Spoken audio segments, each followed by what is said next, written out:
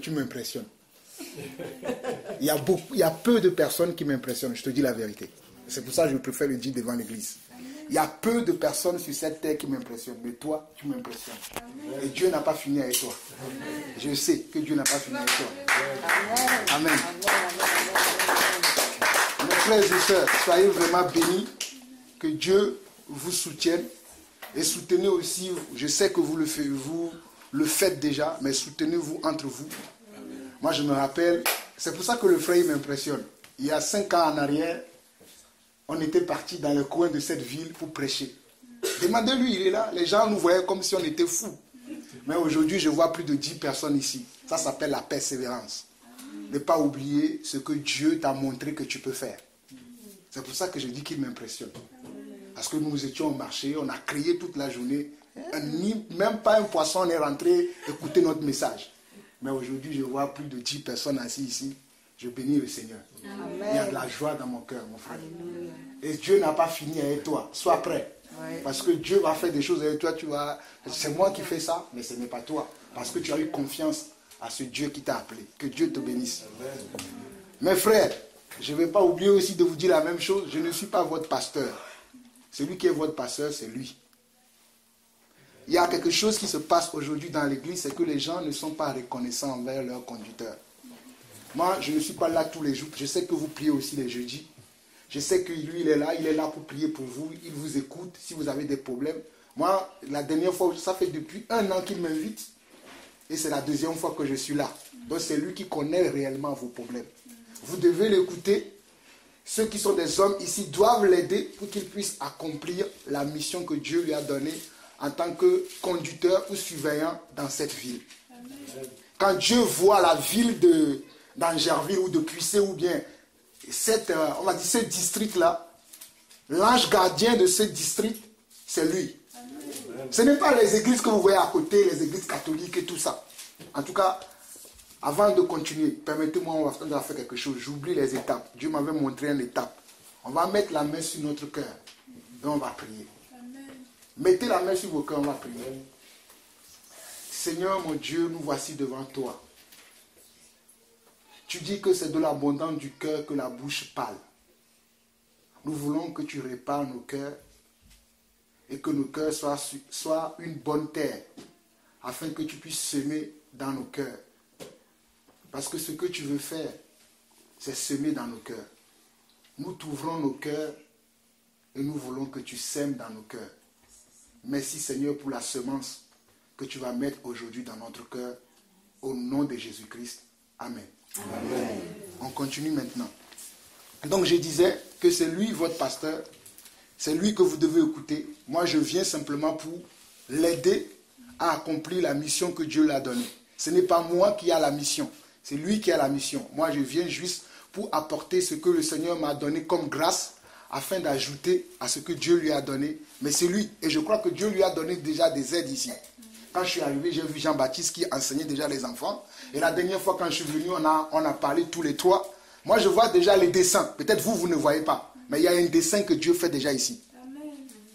Son premier aide, c'est lui. Peut-être lui-même, il ne sait pas. Mais c'est lui qui va l'aider à accomplir cette tâche. Donc vous devez les soutenir dans la prière et vous devez aussi être attentifs à ce qu'ils vont vous dire. Vous savez, les gens que Dieu appelle pour diriger l'église, ce sont eux la lumière de l'église. Si ces gens-là sont morts ou ne sont pas en bonne forme, l'église aussi ne sera pas en bonne forme. Je vous dis la vérité. Les conducteurs de l'église, peu importe les appels, qu'ils soient apôtres, prophètes, évangélistes, pasteurs ou docteurs, c'est eux qui sont la lampe de l'église. C'est-à-dire, c'est eux qui vont voir si l'église est en danger, les choses qu'on doit réparer dans l'église, les choses qu'on doit changer dans l'église, c'est eux qui vont vous le dire. Ce n'est pas le voisin d'à côté. C'est pour ça que je suis en train de vous dire que la personne que vous devez obéir, c'est lui. Moi, je ne suis pas ici, je suis un passager. De temps en temps, je viendrai ici, mais je ne suis pas là. C'est lui qui a versé ses larmes dans la prière pour que Dieu puisse vous toucher. Ça, c'est quelque chose que vous ne voyez pas. Moi, je connais François Georges depuis plus de 5 ans.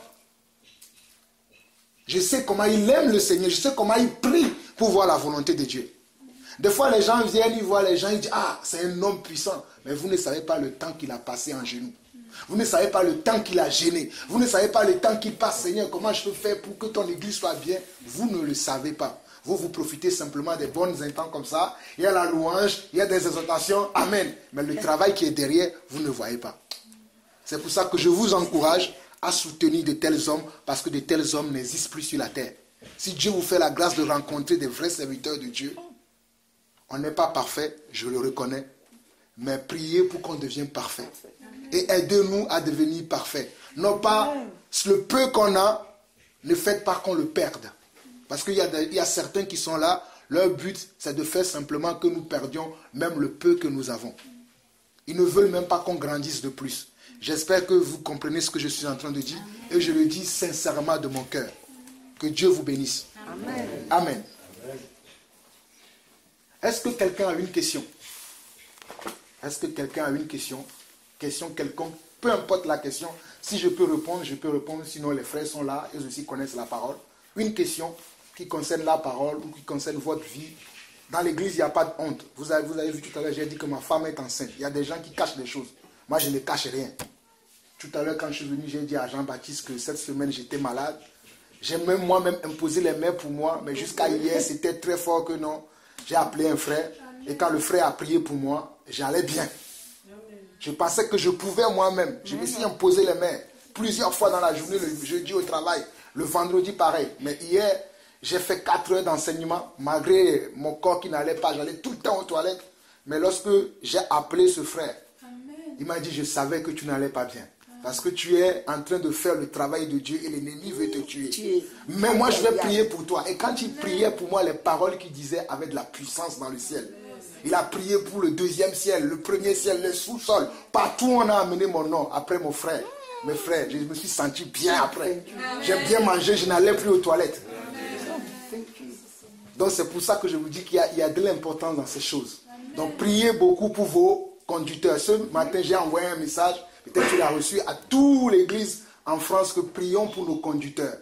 Parce que le frère me disait que Dieu lui a montré une vision dans laquelle il veut abattre les conducteurs.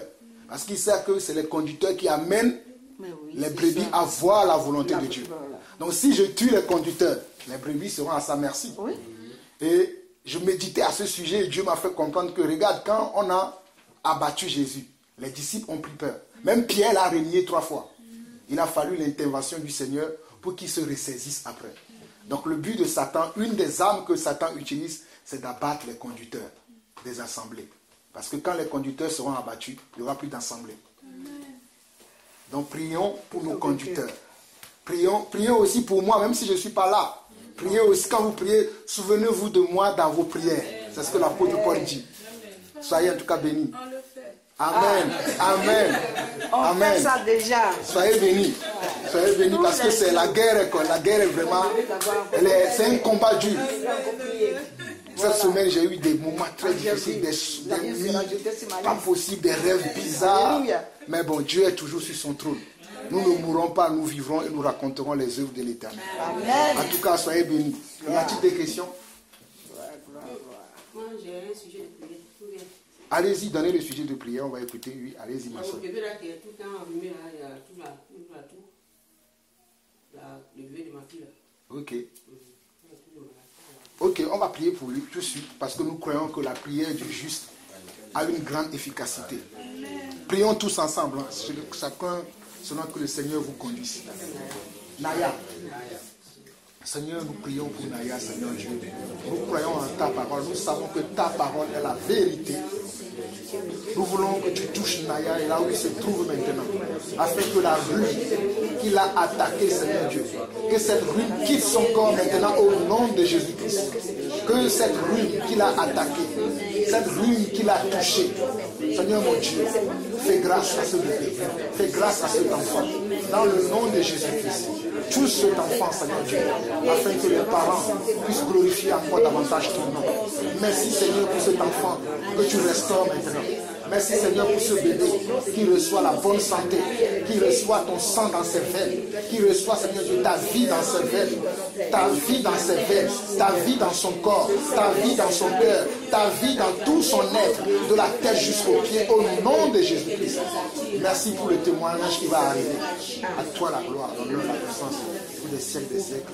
Amen. Amen. Personne n'a une question? Si vous n'avez pas de question, nous allons aller dans Hébreux chapitre 13. Hébreux chapitre 13.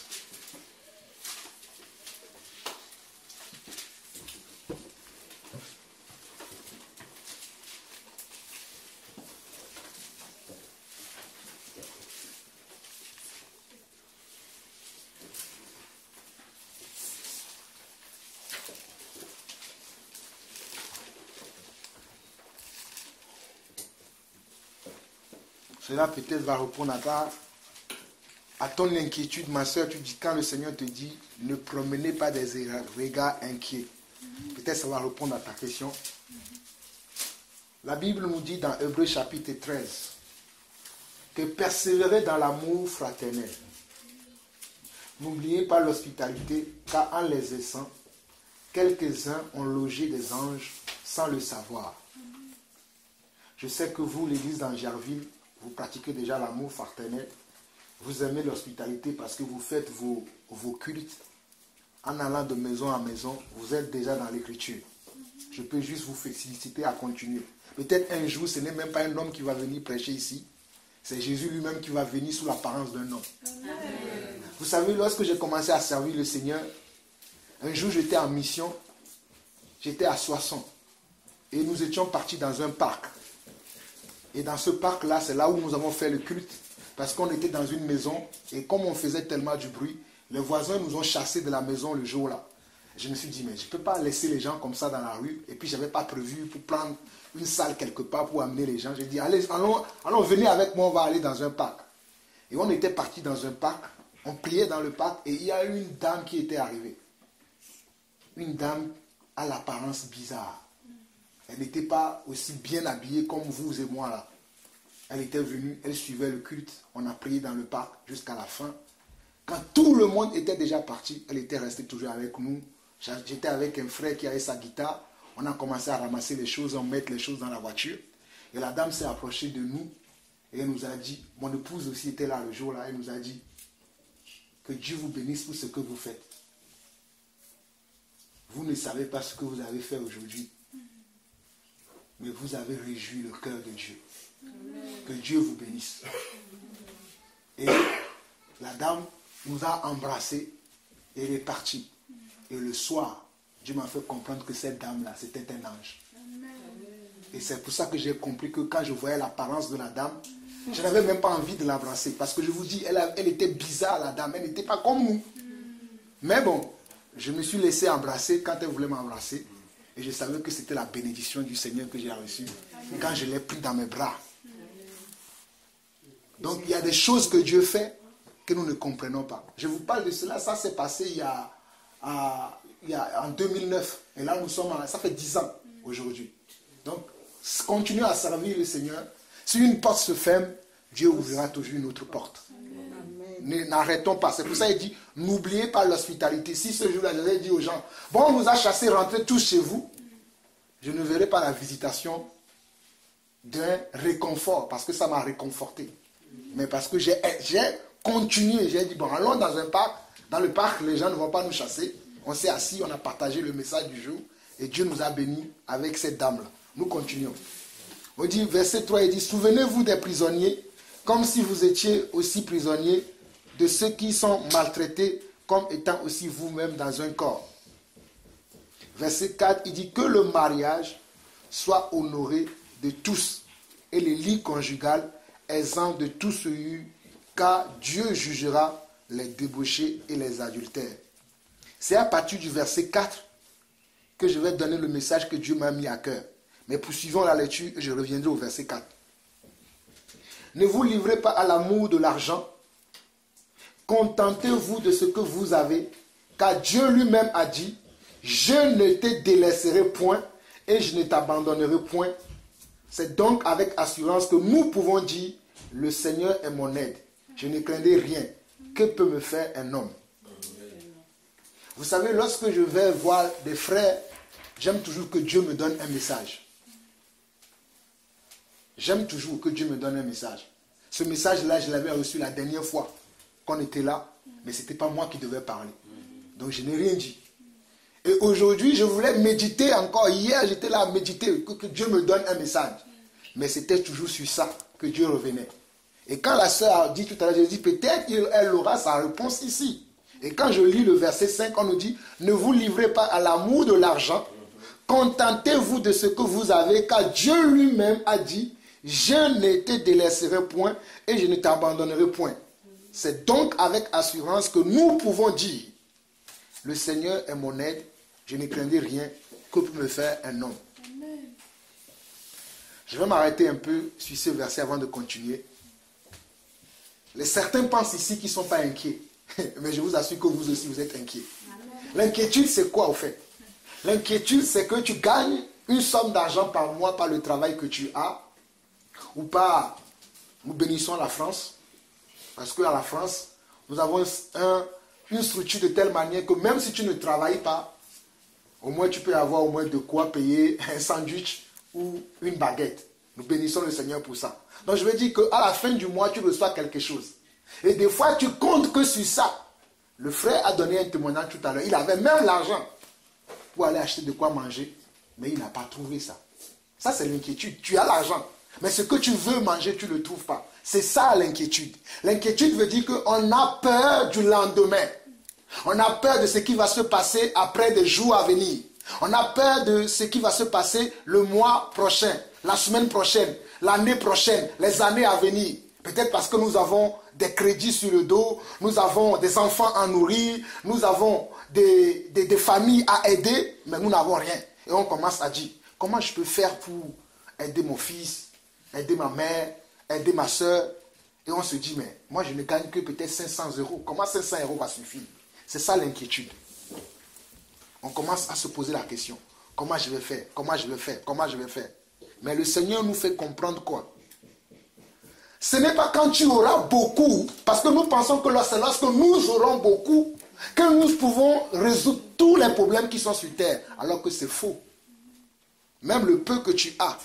Parce que celui qui n'est pas fidèle, lorsqu'il a peu, il ne sera pas non plus fidèle lorsqu'il aura beaucoup. Donc nous pensons que c'est quand nous allons gagner, pour nous qui travaillons, c'est quand nous allons gagner 10 000 € que nous serons capables de pouvoir aider tout le monde. Mais tu te trompes toi-même. Si même avec 200 € tu n'arrives pas à aider les gens, lorsque tu gagneras aussi 10 000, tu n'arriveras pas à aider les gens. Donc ce n'est pas le fait d'avoir beaucoup. C'est pour ça que le Seigneur dit, ne vous livrez pas à l'amour de l'argent. Au fait, le mot argent veut dire, ne vous livrez pas à dire, j'ai besoin de l'abondance pour pouvoir vivre. Ce n'est pas l'abondance qui te fera vivre, mais c'est la présence de Dieu dans le peu que tu as qui te fera vivre. C'est l'abondance, la bénédiction de Dieu ou l'abondance de Dieu dans le peu que tu as qui te fera vivre. Si je vous dis le salaire que je gagne par mois, vous n'allez pas croire. Moi que vous voyez, Jean-Paul Lawson, je gagne 1100 € par mois. Je n'ai pas honte à dire de telles choses. Les gens ont honte de leur salaire. Moi, je gagne 1100 € par mois. Mais ce que je fais est au-delà de 1100 €. Parce que Dieu met sa bénédiction dans mes 1100 €. J'ai déjà touché de gros salaires dans ce pays. Mais ça fait 2 ans parce que j'ai repris les études et en même temps je travaille. Donc ça fait que mon salaire a été réduit, mais je suis béni. Amen. Je suis en train de construire une grande maison, pas ici, dans mon pays, parce que j'ai une mission aussi à faire dans mon pays. Amen. Mais quand les gens voient la maison, ils m'appellent. C'est toi qui construis cette maison? Je dis oui, c'est moi. Parce que Dieu bénit. Amen. Donc ce n'est pas quand on a beaucoup qu'on peut subvenir à nos besoins, mais quand il y a la bénédiction de Dieu là-dedans. Ne cherchons pas à avoir beaucoup, mais le peu que nous avons, mettons ça simplement à la disposition du Seigneur. Amen. Selon que le Seigneur veut l'utiliser, et nous allons voir comment Dieu va nous bénir. C'est pour ça que Satan, des fois, pour nous tromper, pour que nous sortions de la volonté de Dieu, parce que lorsque tu vas commencer à dire que bon, le salaire, ce n'est pas beaucoup, tu vas penser à prendre un deuxième emploi. Ou bien à faire d'autres choses pour avoir de l'argent. Ça te donne quoi? Ça te donne maintenant l'amour de l'abondance. Donc du coup, quelque part, tu vas être en train d'oublier le Seigneur et du coup, tu n'auras plus la bénédiction du Seigneur. Donc ne nous trompons pas nous-mêmes que c'est lorsque nous allons gagner beaucoup, que là nous serons bénis. Même le peu que tu gagnes, le Seigneur peut l'utiliser pour faire de toi l'homme le plus riche sur la terre. La richesse ne dépend pas de ce que nous gagnons comme ça. La richesse, c'est la présence de Dieu dans ta vie. Croyez-moi, il y a des riches aujourd'hui qui aimeraient être à notre place. Des hommes riches sur cette terre aimeraient être à ta place, aimeraient être à ma place, mais ils ne le peuvent pas parce qu'ils n'ont pas Christ. La différence entre eux et nous, c'est parce que nous avons Christ. Eux, ils n'ont pas Christ. Ils ont certes les matériels, l'argent, la gloire, tout ce qu'ils veulent, ils l'ont. Mais ils n'ont pas Christ, donc ils n'ont rien. Il y a un homme de Dieu qui disait toujours, si tu perds tout dans ta vie et tu ne perds pas Dieu, tu as tout gagné. Amen. Mais si tu perds Dieu et tu as tout ce que tu as dans le monde, tu as tout perdu. Et cet homme de Dieu a raison. Tu peux tout perdre dans ce monde, mais si tu ne perds pas Dieu, tu as tout gagné. Job est l'exemple palpable de cela. Job, dans l'histoire de la Bible, est l'exemple palpable de cela. Donc ne nous trompons pas nous-mêmes. Vous savez, l'ennemi passe toujours par des moments où nous sommes là, dans ces moments-là. On commence à faire les comptes parce qu'il y a des courriers qui sont arrivés, des gens qui appellent un peu partout. Les choses sont faites de telle manière que à ce moment-là, tu vas voir, c'est là où la personne qui te touche beaucoup va t'appeler. Ah oui, j'ai besoin de tel montant. Alors que toi, tu es déjà coincé par tous tes programmes que tu as faits. Tu dis, comment je peux faire pour aider cette personne? Et tu commences à dire, si j'ai gagné plus de 2000 euros, si j'ai gagné plus de 5000, Seigneur, pourquoi tu fais que j'ai... Et tu commences à murmurer contre le Seigneur. Non, ne murmurons pas contre le Seigneur. Faisons confiance au Seigneur. Allons devant le Seigneur et dis, Seigneur, voici mon cas, voici le cas.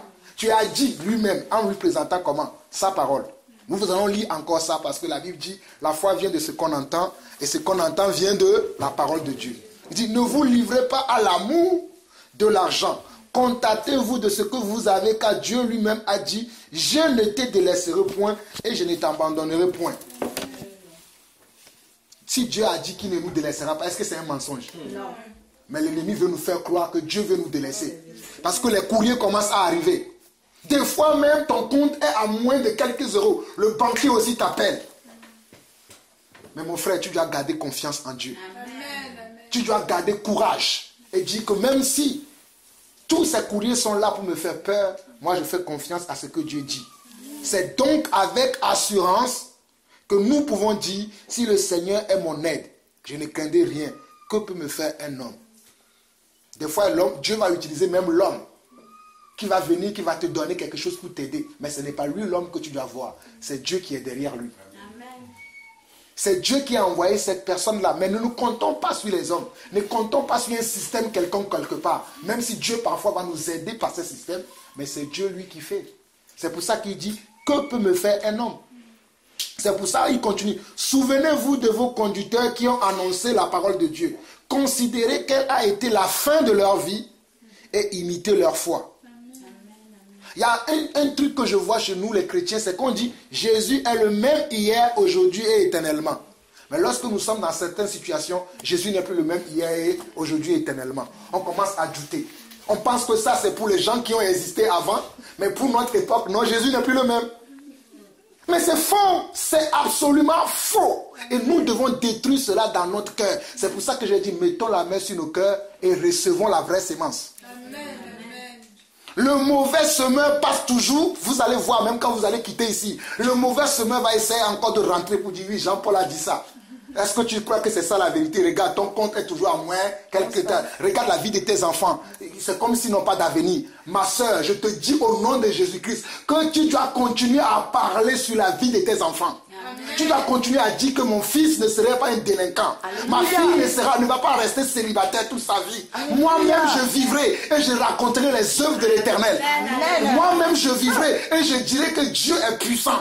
C'est ce que tu dois dire. Tu ne diras pas le problème, tu diras la solution. Nous sommes là toujours à parler du problème. C'est pour ça que nous demeurons toujours dans le problème.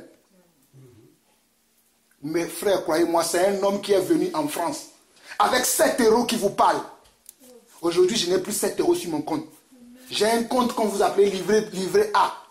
J'ai de l'argent dessus. Mais tous mes enfants, j'ai 4 enfants, bientôt je vais avoir le 5e. Eux tous, ils ont un livret A. Ils ont de l'argent dessus. Amen. Donc je connais le Dieu que je sers. Amen. Le Dieu que nous servons, oh my... Mes frères, nous servons un puissant Dieu. Amen. Si Dieu peut nous ouvrir les yeux pour que nous puissions voir sa puissance, nous n'allons plus être là, oui, ça ne va pas. Moi, je ne dis plus ça ne va pas. Ça va toujours. Amen. Même si mon cœur veut me dire que ça ne va pas, je dis à mon cœur, ça va. Amen. Parce que je veux voir la... Mon frère l'a dit tout à l'heure, si nous servons Dieu, ayons confiance que ce que Dieu dit dans sa parole, nous allons le vivre. Amen. Dieu n'a-t-il pas nourri un homme sur la terre avec un corbeau? Il peut le faire aujourd'hui ou pas? Est-ce que nous croyons au verset qui dit Jésus-Christ est le même hier, aujourd'hui et éternellement ou pas? Des fois quand je dis ça, les gens pensent que je suis fou. Vous savez, c'est les fous qui peuvent hériter le royaume de Dieu. Oui. Parce que la Bible dit que la sagesse de Dieu est plus forte que la sagesse de l'homme. La sagesse de l'homme, c'est la mathématique. Ah ben, comment? Regarde, tu es à moins 120 euros sur ton compte, tu dis que tu peux acheter ça, mais tu es malade, monsieur. Mais c'est parce que j'ai la foi que tu n'as pas. Tu ne vois pas comme je vois. Tu n'entends pas comme j'entends. Tu ne perçois pas comme je perçois. Tu peux me dire ça, mais moi je croirai toujours, mon Dieu. Je croirai toujours ce Dieu-là. Parce que ce Dieu s'est démontré dans plusieurs situations dans ma vie où je pensais que les hommes ont dit le dernier mot. Mais Dieu a toujours le dernier mot. Amen. Dieu vient toujours là où tout le monde n'attend pas. Là où il n'y a plus d'espoir, c'est là où il arrive et il nous montre qu'il est notre Père. Amen. Je sais que beaucoup d'entre nous sont des pères. Qui ici peut laisser son enfant mourir de faim? Dites-moi, qui ici peut laisser son enfant ici mourir de faim? Quelle mère ici va abandonner son enfant? Et si vous n'êtes pas comme ça, vous pensez que Dieu qui est sans péché, sans faute, qui va être comme ça? Mais nous sommes tellement peureux à cause du monde, à cause de celui qui gouverne le monde, qui crée des situations pour que nous, enfants de Dieu, nous puissions être comme le monde. Mais moi, je ne suis pas du monde. Je suis dans le monde, mais je ne suis plus du monde. Dieu m'a pris du monde pour montrer au monde que c'est moi la lumière. Alléluia. Et je ne suis pas la seule lumière. Vous êtes tous des lumières. C'est pour ça que nous ne pouvons pas laisser l'ennemi nous faire entendre ce qu'eux ils veulent entendre. Nous voulons entendre la parole de Dieu. Car c'est la parole qui nous ouvre notre Dieu afin que nous puissions voir comme Dieu voit. Amen. Merci Seigneur. Oh, il y avait un homme qui s'appelait Abraham. Oh, si Dieu peut vous faire comprendre ces choses. Il était dans la maison de son père. Il avait tout dans la maison de son père. Dieu vient et dit, quitte la maison de ton père. Il lui a montré simplement une direction. Si c'est vous et moi, vous allez me dire, mais Dieu, tu me montres là-bas, mais je ne connais pas le chemin. Je vais chez qui là-bas? Mes frères, nous lisons la parole, mais nous n'imaginons pas vraiment ce qu'Abraham a enduré. Essayons de retourner un peu à l'époque d'Abraham pour voir Abraham qui est dans la maison de son père. Il a tout ce qu'il a dans cette maison. Il a tout, la chambre, tout. Il y a un Dieu qui lui parle, quitte la maison de ton père. Va là-bas et c'est là que je te bénirai. Abraham n'a pas de famille là-bas, n'a pas d'amis là-bas, n'a pas de cousins, n'a pas de frères. Aujourd'hui, nous avons des frères en plus. Lui n'avait pas tout ça. Quand il a parlé même à son père a dit tu es fou. Il a parlé même à ses frères. Ses frères ont dit tu es fou. Il n'y a que son neveu, l'autre, qui a dit, je vois souvent que mon oncle dit des choses bizarres, mais je vais quand même le suivre. C'est ça qui l'a sauvé. Et quand Abraham est parti, vous et moi nous connaissons l'histoire d'Abraham. Dieu l'a tellement béni. Mais pour que Dieu te bénisse, il faut que tu quittes quelque part. Amen. Pour que Dieu te bénisse, tu dois quitter là où tu es. Tu dois quitter la maison de ton père. Amen. Vous savez, nous héritons la malédiction de nos pères. Parce que nos pères n'avaient pas la connaissance que vous et moi nous avons. Mon père n'a pas que la connaissance. Je bénis mon père pour ce qu'il a semé dans ma vie. Mais la connaissance que j'ai là dépasse la connaissance de mon père. Amen. Si mon père serait vivant aujourd'hui, il m'applaudirait, il applaudirait à mes prêches. Mais malheureusement, il est mort quand j'avais 13 ans. C'est pour ça que nous sommes comment? Les personnes qui font mal au diable. C'est pour ça que le diable veut nous mentir tout le temps. Le diable ne va pas venir comme ça. Je suis le diable. Pourquoi tu crois? Non, il va venir par les autres, par les situations de la vie. Regarde, est-ce que tu peux y aller? Il a fait même avec Jésus. Il a tenté le Seigneur lui-même. Regarde, si tu peux faire ceci. Regardez tout le cinéma qu'il a fait devant Jésus-Christ. Mais avec quoi Jésus a gagné? C'est ça, avec ce que Jésus a gagné. Vous avez chanté tous aujourd'hui. Nous chantons, mais nous ne mesurons pas les paroles qui sortent de nos bouches. Oh, tu es ma protection, puissant guerrier, ceci, cela. Mais lorsque tu seras en guerre, là tu vas oublier le puissant guerrier et tu vas prendre toi-même les armes. Non, appelle encore le puissant guerrier, dis combat à ma place. Oui!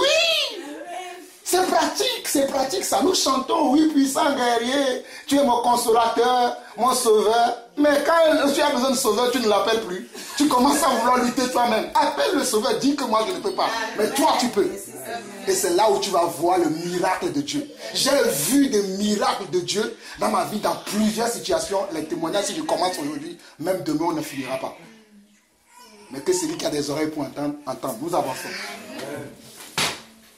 Verset 9, il dit, ne vous laissez pas entraîner par des doctrines diverses et étrangères, car il est bon que le cœur soit affermi par quoi?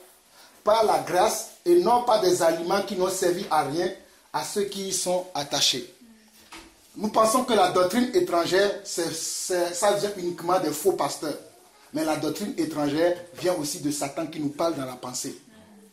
Ne pensons pas que les doctrines étrangères, c'est quand nous allons écouter les faux messages des faux frères qui circulent un peu partout aujourd'hui. Non. Satan utilise plusieurs méthodes aujourd'hui. Il peut te parler simplement.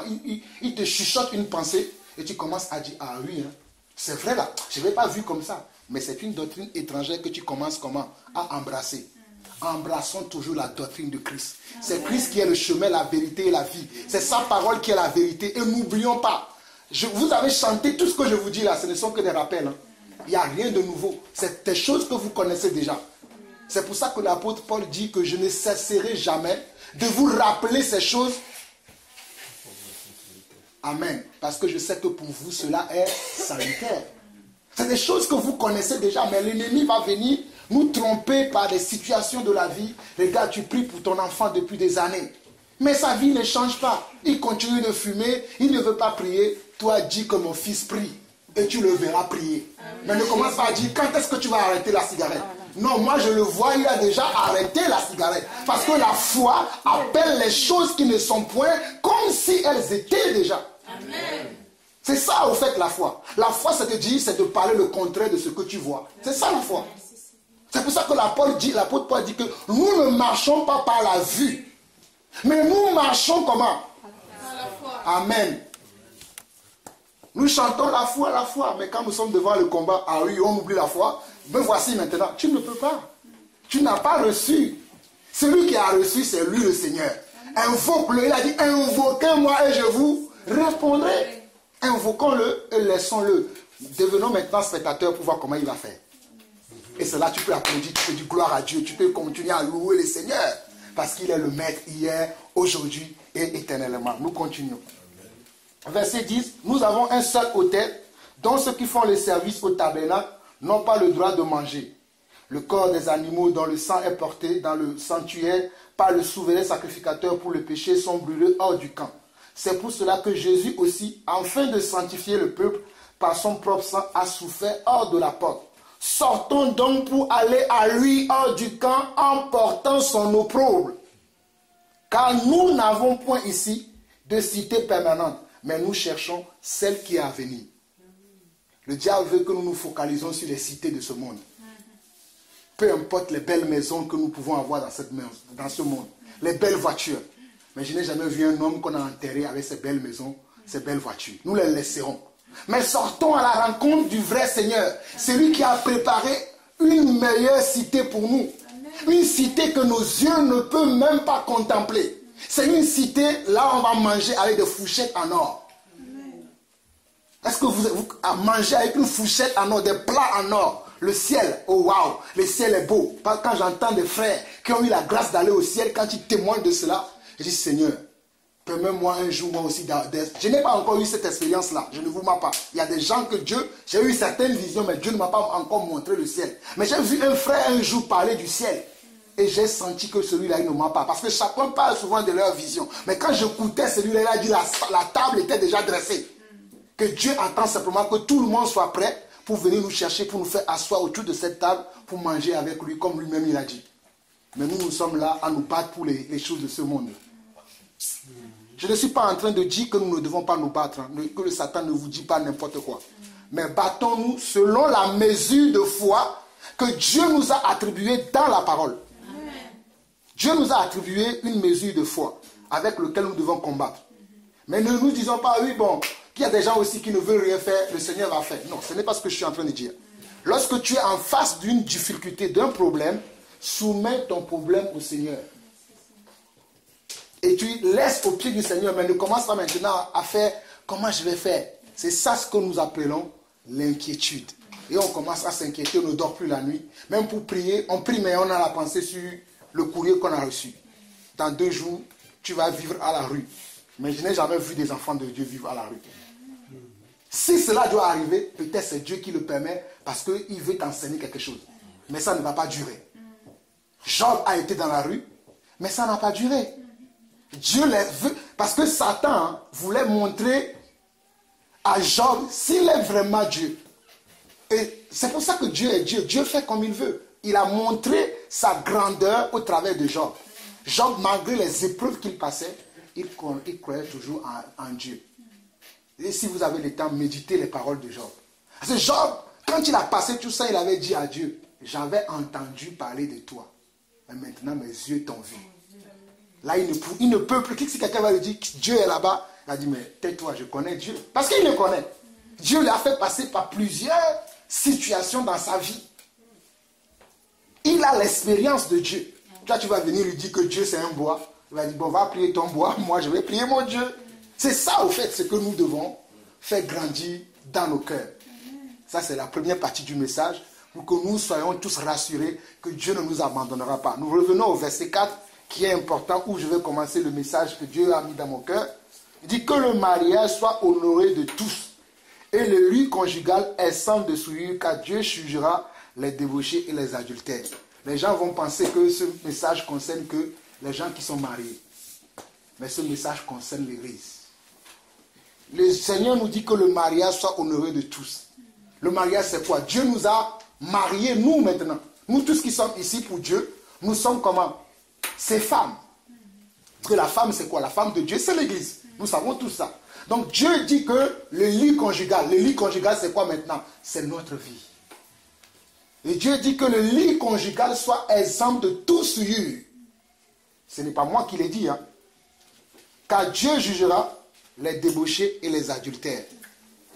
Je précise que Dieu nous a mariés tous. Lorsque nous venons à Christ, lorsque nous entendons la voix du Seigneur et que nous acceptons le Seigneur, peu importe les situations dans lesquelles le Seigneur a utilisé pour nous appeler, mais nous avons répondu oui et que nous sommes maintenant à sa disposition, c'est là le jour où le mariage s'est célébré avec le Seigneur. C'est là où ta vie ne t'appartient plus, mais ta vie appartient maintenant à qui? Au Seigneur. Amen. Il y a des gens qui pensent que leur vie les appartient encore aujourd'hui. Mais moi, je ne m'appartiens plus. J'appartiens maintenant au Seigneur. Donc, tous mes gestes que je fais, je vais rendre compte au Seigneur, mon mari. Celui qui doit avoir l'exclusivité de ma vie. C'est pour ça qu'il dit que le lit conjugal qui est ma vie soit exempt de souillure. Mettons un doigt ici, allons dans 2 Corinthiens pour que vous compreniez ce que je dis. 2 Corinthiens chapitre 11. Est-ce que vous allez dire, mes frères, ne dis pas n'importe quoi? L'apôtre Paul dit ça dans un autre passage bien clair où il parle de « je vous ai fiancé à un époux ». Allons dans 2 Corinthiens chapitre 11.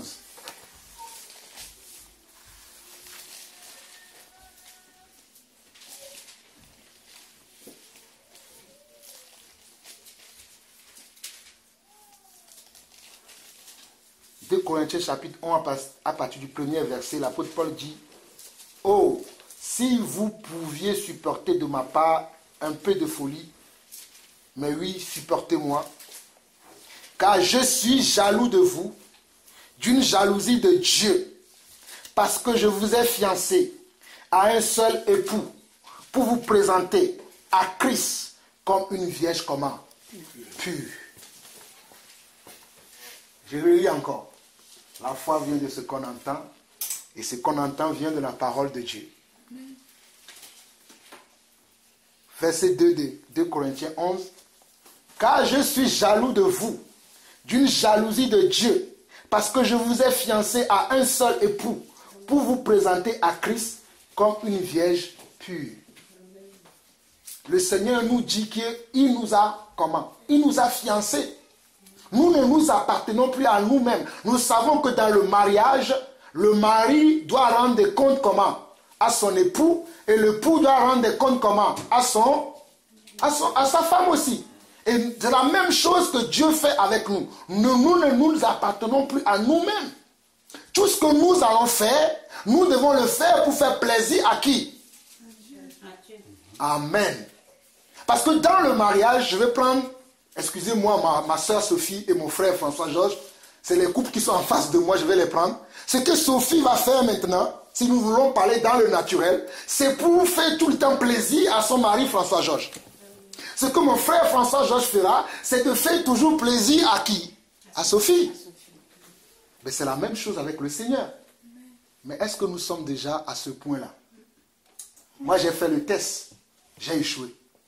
Ah, je n'aimerais pas vous mentir, mes frères. Lorsque Dieu m'a montré ça, il m'a dit que tu as échoué. Et je me suis repenti. J'ai dit, Seigneur, je vais ajuster mon pas.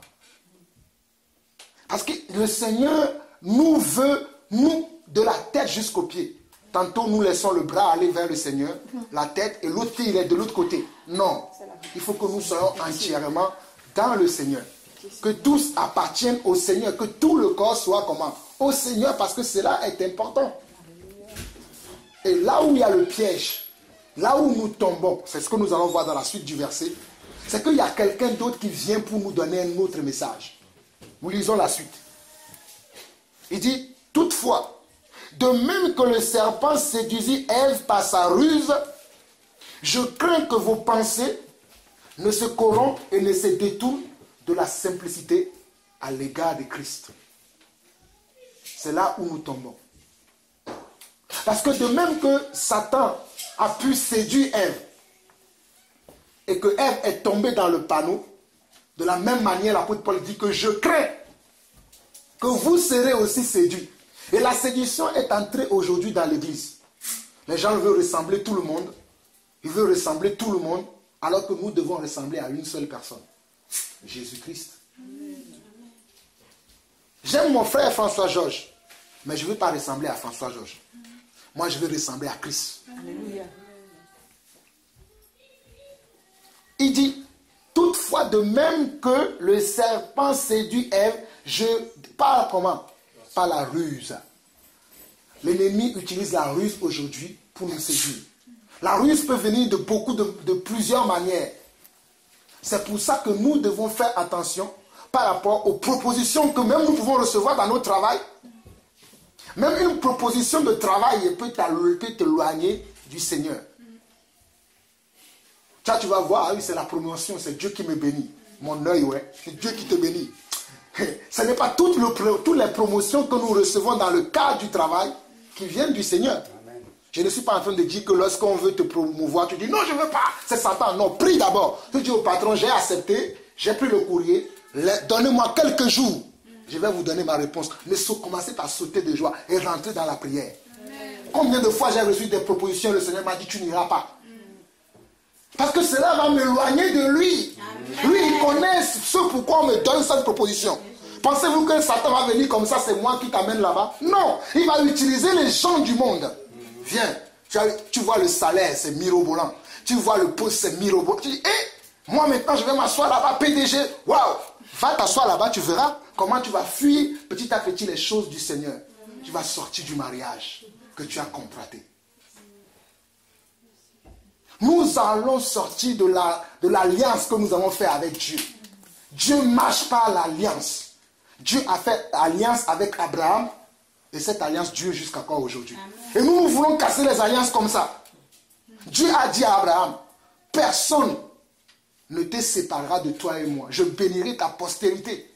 Il a béni Isaac, il a béni Jacob, il a béni Joseph, il a béni les 12 patriarches et nous tous nous descendons de là aujourd'hui.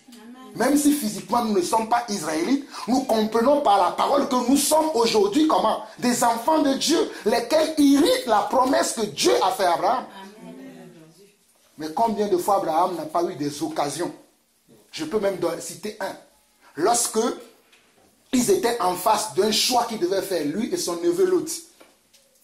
L'autre, lui, quand il a levé la tête, il a vu là où il y a des verts pâturages. Il a dit, je vais passer par là. Mes frères, si nous avons Dieu avec nous, nous pouvons aller sur une terre desséchée, une terre sur laquelle il n'y a pas d'eau, mais Dieu fera venir l'eau, parce que toi, tu es arrivé là. Abraham est parti dans la direction où il n'y avait pas de vert pâturage. Mais ses brebis ont augmenté. Il a trouvé un puits. Qui a fait ça? Parce qu'il avait la bénédiction de Dieu sur sa vie. Il avait la présence de Dieu qui le conduisait. C'est la présence de Dieu qui va changer les choses. Ce n'est pas les situations qui sont devant nous qui vont changer les choses. Mais nous voulons les opportunités et nous ne voulons pas garder la présence de Dieu. C'est pour ça qu'il dit, je crains que Ève qui a été séduite par sa ruse, je crains que vous aussi, vous soyez comment? Il le dit, il le précise. Il dit que par la ruse, je crains que vos pensées. Nous accusons tout le temps Satan, comme la soeur me disait tout à l'heure que quand venant qu'il y a une soeur qui prêche l'évangile tout le temps sur Facebook et un jour il n'y avait pas de connexion, elle commence à accuser Satan. Non, ce n'est pas les Satan. C'est sa pensée qui dit ça. Mais Dieu l'interpelle pour te dire, femme, ce n'est pas ton travail. Non, c'est Satan. Oui, je sais que Satan a un dos large, nous mettons tout sur son dos, mais il y a des choses, c'est nous-mêmes nos pensées. Nous devons renouveler nos pensées afin que nos pensées s'alignent sur la pensée de Jésus. C'est là que nous aurons du succès. Mais nous ne voulons pas aligner nos pensées derrière les pensées de Jésus. La Bible dit dans le livre de Philippiens chapitre 4 que nos pensées soient comment? Vraies. Que nos pensées soient pures. Que nos pensées soient dignes de louange. Que nos pensées méritent l'approbation. Cette nuit, j'ai fait un rêve bizarre. Je me suis levé avec des pensées bizarres. Tout de suite, j'ai commencé à prier. J'ai dit, Seigneur, je chasse toutes ces pensées de ma tête. Parce que ça commence comme ça. Tu gardes cette pensée, demain, une autre pensée va s'agripper. Une autre va s'agripper et de fil en aiguille, tu ne pourras plus t'en sortir. L'apôtre Paul nous dit, il nous donne comment? Les signes. De voir comment la séduction va venir par la ruse. La séduction ne va pas venir comme ça, oui, je suis la séduction. Non. Regardez ce que Satan a fait avec Ève. Il est le maître dans ce domaine-là. Moi, je ne suis pas maître là-dedans. Il a pu enrôler qui? Salomon, le roi, le plus sage. La Bible dit de Salomon qu'aucun homme n'a sa sagesse. Mais il a réussi à l'avoir. Parce que Salomon a bercé comment? La garde. Ne berçons pas la garde. Ne berçons pas la garde. Il va venir. Je dis cette semaine même, il va encore venir. Vous allez quitter ici, il va venir. Parce que même quand nous sommes ici, là, il est aussi là. Il nous chuchote dehors, il dit ça, c'est pas pour toi, c'est pas exactement ça. Il commence à parler. Il parle, lui, il aime tout le temps parler. Parce que, au fait, le diable ne se fatigue pas. Mais c'est nous qui fatiguons. Le diable, c'est un téméraire. Si vous ne me croyez pas, lisons un passage dans Luc, chapitre 4. Ce que Dieu dit de lui, vous allez le voir. Parce que le diable est malin. Mais nous aussi, nous allons apprendre maintenant comment combattre avec lui. Luc chapitre 4. Nous lisons le verset 13. Parce que vous connaissez déjà les versets précédents. C'est pour gagner du temps. Au verset 13, on nous dit, après l'avoir tenté de toutes ses manières, le diable s'éloigna de lui jusqu'à un moment favorable. Mais moi, je prie le Seigneur que le diable n'aura plus de moments favorables dans ma vie. Que le Seigneur me soutienne lorsque je vois que je vais ouvrir une porte qui va être une occasion où le diable va pouvoir entrer. Que quelqu'un se lève quelque part, prie pour moi. Amen. Vous savez, des fois, je me mets des pensées comme ça. Prie pour tel frère. Oui. Toi, tu vas dire, bon, je vais prier demain. Non, mon frère, prie tout de suite. Amen. Tu es en train de délivrer quelqu'un qui va bercer la garde. Prie pour lui parce qu'il est en train de bercer la garde et Dieu te met à cœur, prie pour Georges François. Oh non, ils font leur prière tous les jeudis. Ma prière, qu'est-ce que ça va faire?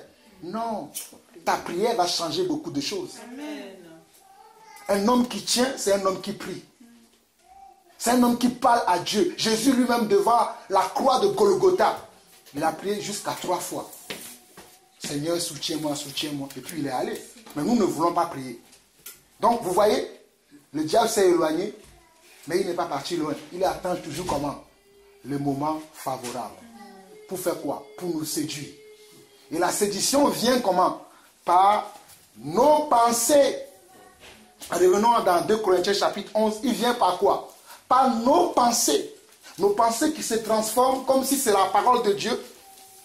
Du coup, la parole que tu connais, tu vas avoir une pensée qui va venir pour contredire cette parole. Ou bien qui va venir pour ajuster cette parole. Comme si Dieu n'était pas tellement bon lorsque Dieu a inspiré des hommes pour écrire la parole. Toi maintenant, tu vas dire non. Au fait, le verset là, ce n'est pas comme ça que ça doit être écrit. Je dois combattre moi-même. Je dois faire ceci moi-même. Non. Ce n'est pas ce qu'il dit. Je crains que vos pensées ne se corrompent et ne se détournent. De quoi? De la simplicité de Christ. Au fait, quand nous lisons la parole qui est simple comme ça, on dit non, c'est trop simple. Dieu peut agir. Oh, nous voulons toujours les choses compliquées. C'est comme ça, les faux pasteurs d'aujourd'hui profitent de cela. Il va dire aux gens, va m'amener un brebis, va m'amener telle chose, je peux prier pour toi. Et les gens, s'il me demande une brebis, c'est que j'ai un grand problème. Alors qu'il a simplement besoin d'invoquer le nom de Jésus. Vous voyez comment on peut être malmené dans nos têtes? La simplicité de Jésus. Souvent, les gens, quand ils viennent comme ça, on prie à la maison. Ils disent, mais non, l'église, ce n'est pas une maison. Il n'y a pas de bâtiments, il n'y a pas de baffes, il n'y a pas des écrans. Ils disent qu'ils sont à l'église. Vous voyez comment les gens ne comprennent pas l'église? L'église, c'est simple. Jésus va dans la rue, il trouve des gens, il parle avec eux, il leur donne le message. A-t-il fait l'église ou pas? Mais nous, on veut créer des grands bâtiments, des grands basiliques, avec des grandes choses là-dedans. Là, on est vraiment dans la maison de Dieu. Quand je reçois souvent des gens, ils nous voient, on prie dans la maison. Ils disent, on nous a dit, on va aller à l'église, on vient, c'est ça l'église. Je dis, ben oui, c'est ça l'église. Il dit, non, c'est pas ça l'église. Parce que pour lui, c'est trop simple. Parce que dans sa pensée, on lui a montré que pour aller à l'église, il faut un grand bâtiment, il faut une chorale devant, il faut que les gens soient dans l'euphorie pour dire qu'ils prient Dieu. C'est ça l'église. Donc quand tu vois la simplicité, on n'a pas fait l'église tout à l'heure dans la simplicité, chacun priant Dieu selon son cœur. Non, je sens que vous n'êtes pas convaincus. On va lire quelque chose. 1 Corinthiens. Non, je sens que certains ne sont pas convaincus. On va lire 1 Corinthiens 14, verset 26. On va lire 1 Corinthiens 14, verset 26, afin que vous soyez convaincus de ce que je dis. Parce que je sens que certains disent non.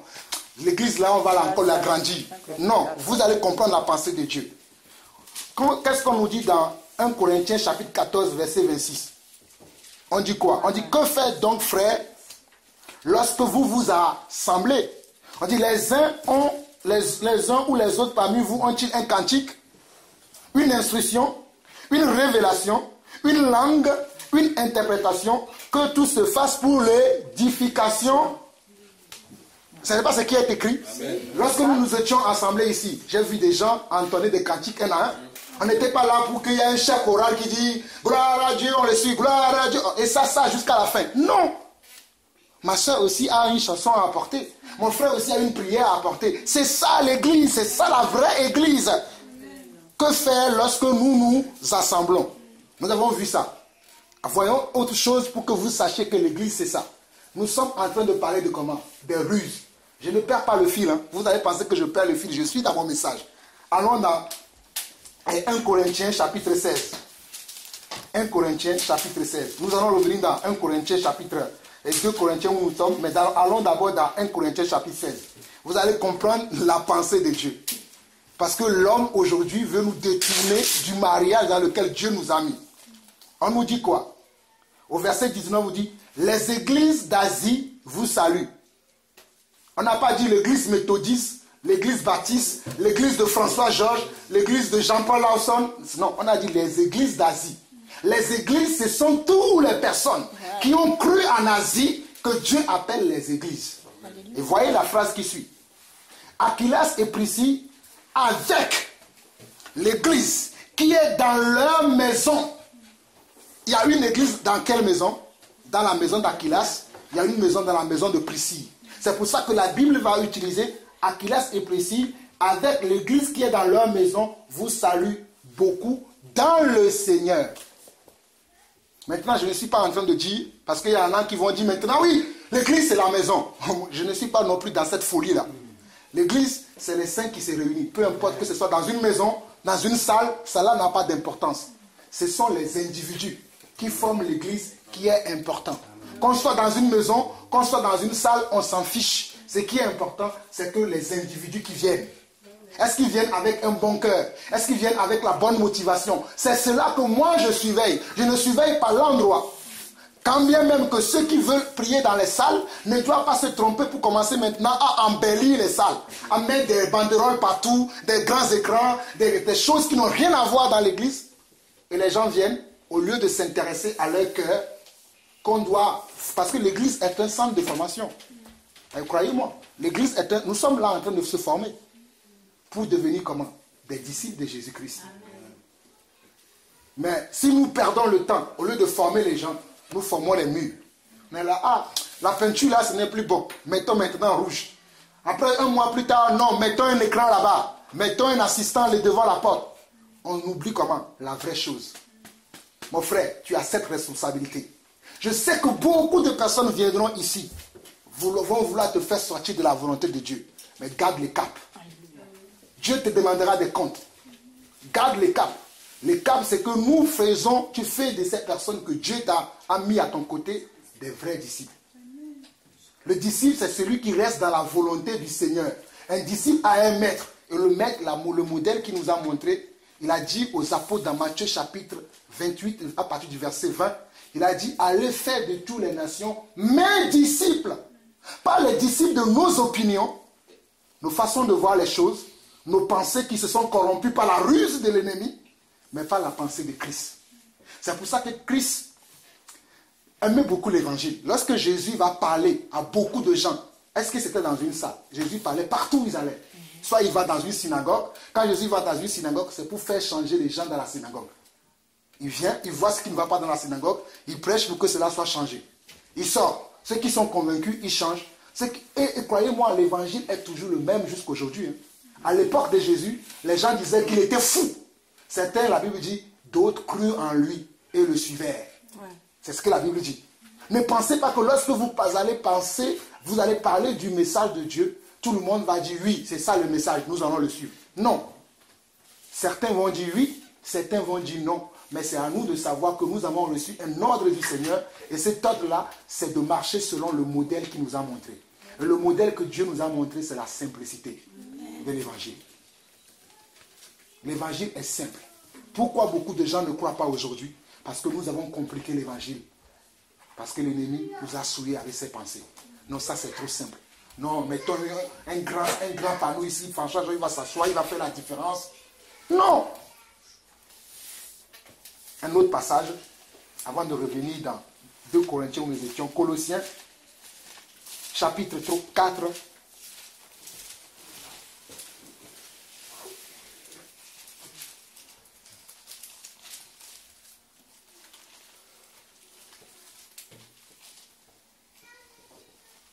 Nous allons lire à partir du verset 2. Il dit quoi? Persévérez dans la prière, veillez-y avec action de grâce. Tout à l'heure, nous avons persévéré dans la prière. Nous avons fait des actions de grâce. Chacun parlait selon que le Seigneur le motivait dans son cœur, a dit une parole à Dieu. Verset 3, il dit, priez en même temps pour nous. J'ai dit ça tout à l'heure, que vous devez prier pour celui qui vous conduit. Quand l'apôtre Paul dit prier pour nous, il parle de lui et de ses accompagnateurs de mission.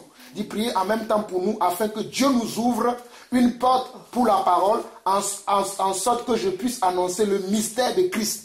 Est-ce que c'est le mystère des églises que Paul voulait annoncer? Je ne comprends pas les gens aujourd'hui, ils veulent annoncer le mystère de leur dénomination. Ils viennent, ils vont parler du protestantisme, ils vont parler de méthodisme. Moi, je parle de Jésus-Christ. Je n'ai pas de mouvement.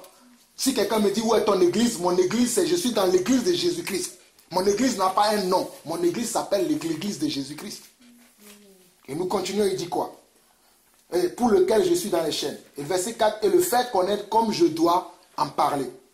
Conduisez-vous avec sagesse envers ceux du dehors et rachetez comment? Le temps. Beaucoup ne rachètent pas le temps aujourd'hui. Le temps va vite. Rachetons le temps. Ne perdons pas le... Mes frères, moi je n'ai plus le temps à perdre. J'ai tellement perdu le temps dans les systèmes religieux. J'ai tellement perdu le temps dans les églises de maison qui n'ont pas compris la parole de Dieu. Qui sont là à parler comme ça, mais ils ne comprennent pas le vrai sens de la parole. Moi je n'ai plus le temps à perdre. Je vais à l'essentiel. C'est apprendre ou à laisser. Si je vois que les gens ne sont pas motivés, je continue ma route. Je n'ai plus le temps à perdre. Rachetons comment? Le temps. Nous continuons. Il dit que votre parole soit toujours accompagnée de grâce, assaisonnée de sel, afin que vous sachiez comment il faut répondre comment? À chacun. Il y en a des gens qui vont venir, ce n'est pas pour construire avec nous, mais c'est pour détruire. Ce sont les gens qui protestent tout le temps. Tout ce que vous allez faire, eux, pour eux, ce n'est pas bon. C'est eux qui connaissent, c'est eux qui doivent diriger tout le temps. Vous dites, ah non, c'est pas ça. Vous dites, ça, c'est pas ça. Faites beaucoup attention, parce que l'ennemi est malin. Il dit, Tychik, le frère bien-aimé et le fidèle ministre, mon compagnon de service dans le Seigneur, vous communiquera tout ce qui me concerne. Je l'envoie exprès vers vous pour que vous connaissiez nos situations et pour qu'il console vos cœurs. Je l'envoie avec Onésime, le frère fidèle bien-aimé, qui est des vôtres. Ils vous informeront de tout ce qui se passe ici. Aristote, mon compagnon de captivité, vous salue, ainsi que Marc, le cousin de Barnabas, au sujet duquel vous avez reçu des ordres. S'il va chez vous, accueillez-le. Regarde, Paul donne des instructions. S'il vient chez vous, accueillez-le parce que tout le monde ne peut pas venir ici vous dire que moi aussi je suis serviteur de Dieu et mon frère tu vas le laisser parler. Il va s'aimer quoi? Il va s'aimer la mauvaise sémence. Veille aussi sur ça. Il dit quoi? Il dit s'il va chez vous, accueillez-le. Jésus appelé Justus vous salue aussi. Ils sont du membre des circoncis et des seuls qui travaillent avec moi pour le royaume de Dieu. Ce n'est pas tout le monde qui travaille pour le royaume de notre Père. Il y a certains qui travaillent pour l'autre ennemi. Faites attention. Ces choses sont écrites pour que cela soit une instruction pour nous tous. Et il continue. Et qui ont été pour moi une consolation. Et Épaphras, qui est des vôtres, vous salue, serviteur de Jésus-Christ. Il ne cesse de combattre pour vous dans ses prières afin que vous teniez comment? Bon, comme des hommes faits, pleinement disposés à faire toute la volonté des hommes. Dans l'église, il n'y a pas la démocratie. Je vais vous dire quelque chose. Dieu m'a donné ce message-là que je vais prêcher bientôt, mais je vais le faire par vidéo pour que tout le monde entier puisse en bénéficier. Dans l'église, ce n'est pas la démocratie, ce n'est pas la voix du peuple. Dans le monde, c'est la démocratie. Et le peuple choisi, on fait. Non, dans l'église, c'est la théocratie. Théo qui veut dire Dieu, qui veut dire la voix de Dieu. Donc, nous écoutons la voix de Dieu dans son église. Dans l'église, c'est la théocratie. Ce n'est pas la démocratie. Nous écoutons la voix de Dieu. Le peuple va venir. Moi, je veux que le pasteur soit comme ça. Moi, je veux que l'église soit comme ça. Mais Jésus nous a donné la forme que l'église doit avoir. Vous allez penser que je parle que de l'église. Je parle de nous. Parce que l'église, ce n'est pas ça. Je l'ai dit tout à l'heure. L'église, c'est nous. Nous sommes en train de parler du mariage que Jésus a fait avec nous. Les gens vont venir pour nous faire sortir de ce mariage-là. J'ai dit, les gens vont venir. Oh, ils sont nombreux. Au premier abord, ils vont venir comme une sainte. C'est eux qui vont prier mieux que tout le monde. Mais ils sont en train de vous séduire. Lorsqu'ils vont voir qu'ils ont imposé maintenant leur sédition, là, leurs vrais visages vont commencer à sortir. Non, mon frère, moi, je n'aime pas la manière dont faire. On va faire comme ça. Je l'ai vu ça. Oh, dans les églises de maison, qu'est-ce que je n'ai pas vu? J'ai vu tout dans les églises de maison. C'est pour ça qu'aujourd'hui, je fais beaucoup attention. Les églises de maison, c'est pire que même les églises que nous voyons, que nous critiquons souvent. C'est là où tout le monde veut faire son cinéma. Parce que dans les églises, là, il n'y a qu'un seul showman qui est là. Maintenant, dans les églises de maison où on veut marcher selon la parole, tout le monde veut faire son show. Alors que tu dois respecter tous les anciens qui sont là. Respecter l'autorité de chacun. Respecter le don, la grâce de chacun. Mais on ne veut pas respecter. On veut faire à notre manière. Non, moi, je respecte ton autorité. Si tu ne m'avais pas donné la parole, mon frère, je ne parlerai pas. Parce que c'est toi l'autorité ici. Je ne vais pas venir, oui, le grand homme de Dieu. Quel grand homme? Il n'y a pas de grand homme. C'est Jésus le plus grand. Alléluia. Nous sommes tous au service du plus grand. Alléluia. En tout cas, j'espère que vous comprenez ma pensée et mon cœur. Nous avançons au verset 12, au verset 13 plutôt. Il dit, car je lui rends le témoignage qu'il a une grande sollicitude pour vous, pour ceux de Laodicée et pour ceux d'Hiérapolis. Luc, le médecin bien-aimé, vous salue, ainsi que Démas. Saluez les frères qui sont à Laodicée et Nymphance et l'église qui est comment? Qui est dans sa maison. L'église a été toujours question de se déplacer. Et j'aime bien ce que vous faites. Aujourd'hui, vous êtes dans la maison de Jean-Baptiste. Le dimanche prochain, vous serez dans... Comme ça, c'est même bien. Le jour où les gens vont vouloir vous tuer, ils vont dire, ils se réunissent souvent. Ils ne savent pas où vous vous réunissez. Parce que vous changez de lieu. Eh bien oui. Ils vont dire, ah, ils sont souvent ici. Ils viennent, ils ne sont pas là. Les temps qu'ils vont faire toutes les maisons, Dieu vous enverra un ange. C'est bon, vous avez assez prié aujourd'hui. Que chacun, ils vont venir, ils ne verront personne. C'est bien comme ça. C'est bien. Maintenant, nous, on veut faire, non, il faut qu'on trouve un endroit, on met une belle affiche, l'église des saints d'Angerville. En tout cas, prenez garde à vous-même. Nous revenons dans 2 Corinthiens, chapitre 11 où nous étions. Je suis presque à la fin de mon message. Selon que le Seigneur m'inspire. Soyez bénis pour votre patience et pour votre écoute. Au verset 4, il dit, car si quelqu'un vient vous prêcher un autre Jésus que celui que nous avons prêché, ou si vous recevez un autre esprit, nous sommes à 2 Corinthiens chapitre 11, mon frère Jean-Baptiste. Nous revenons là où nous étions. C'est là où nous avons la base. Nous allons sortir de temps en temps, mais c'est là où nous avons notre base. Il dit, car si quelqu'un vient vous prêcher un autre Jésus que celui que nous avons prêché, ou si vous recevez un autre esprit que celui que vous avez reçu, ou un autre évangile que celui que vous avez embrassé, vous le supportez fort.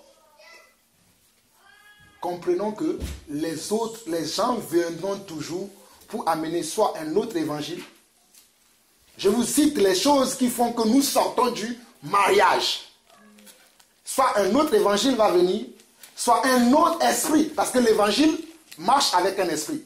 Soit le Saint-Esprit, soit les démons. Donc, soit vous allez recevoir un autre esprit, parce que vous avez baissé un moment la garde, soit vous allez recevoir quoi?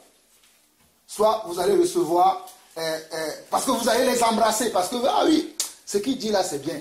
Ah oui, il parle bien. Et oui, en tout cas, le message là, on va faire comme il a dit. Et c'est subtil.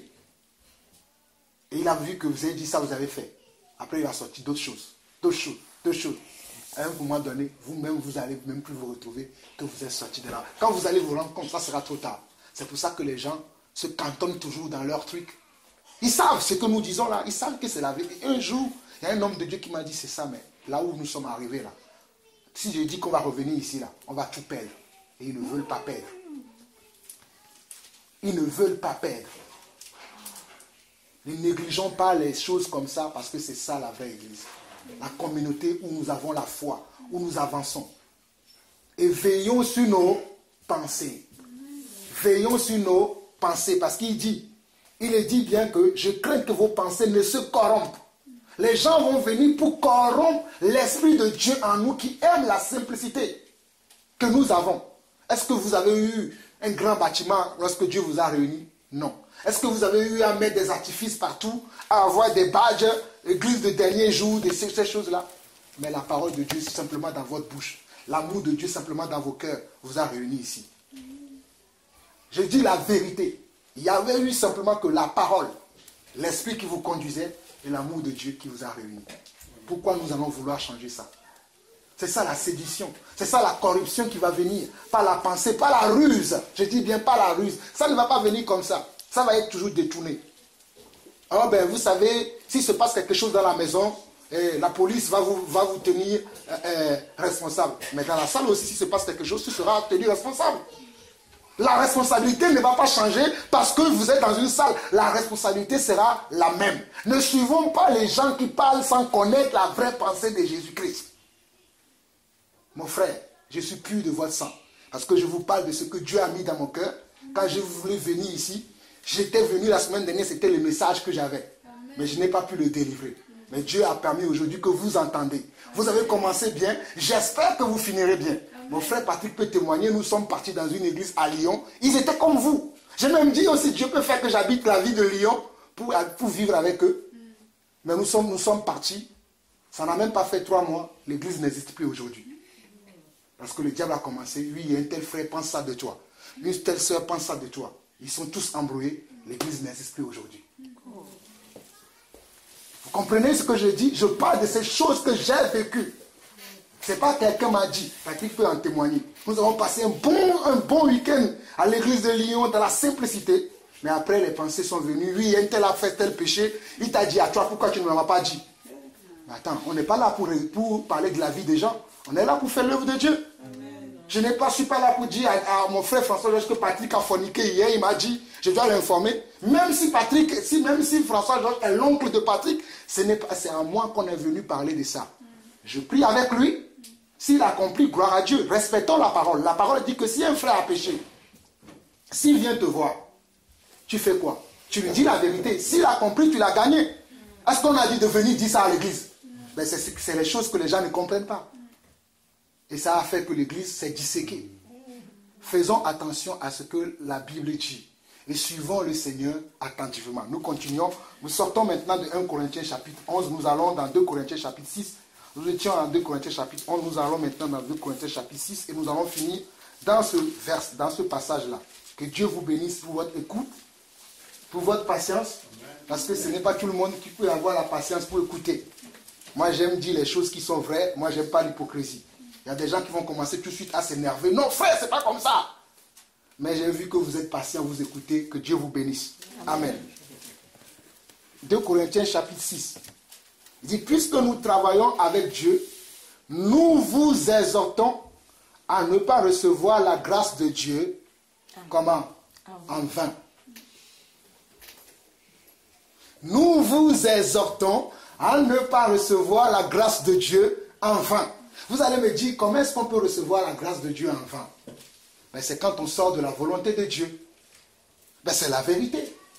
Lorsque nous sortons du mariage que nous avons contracté, n'oubliez pas ce verset-là. Hébreux chapitre 13, le verset 4.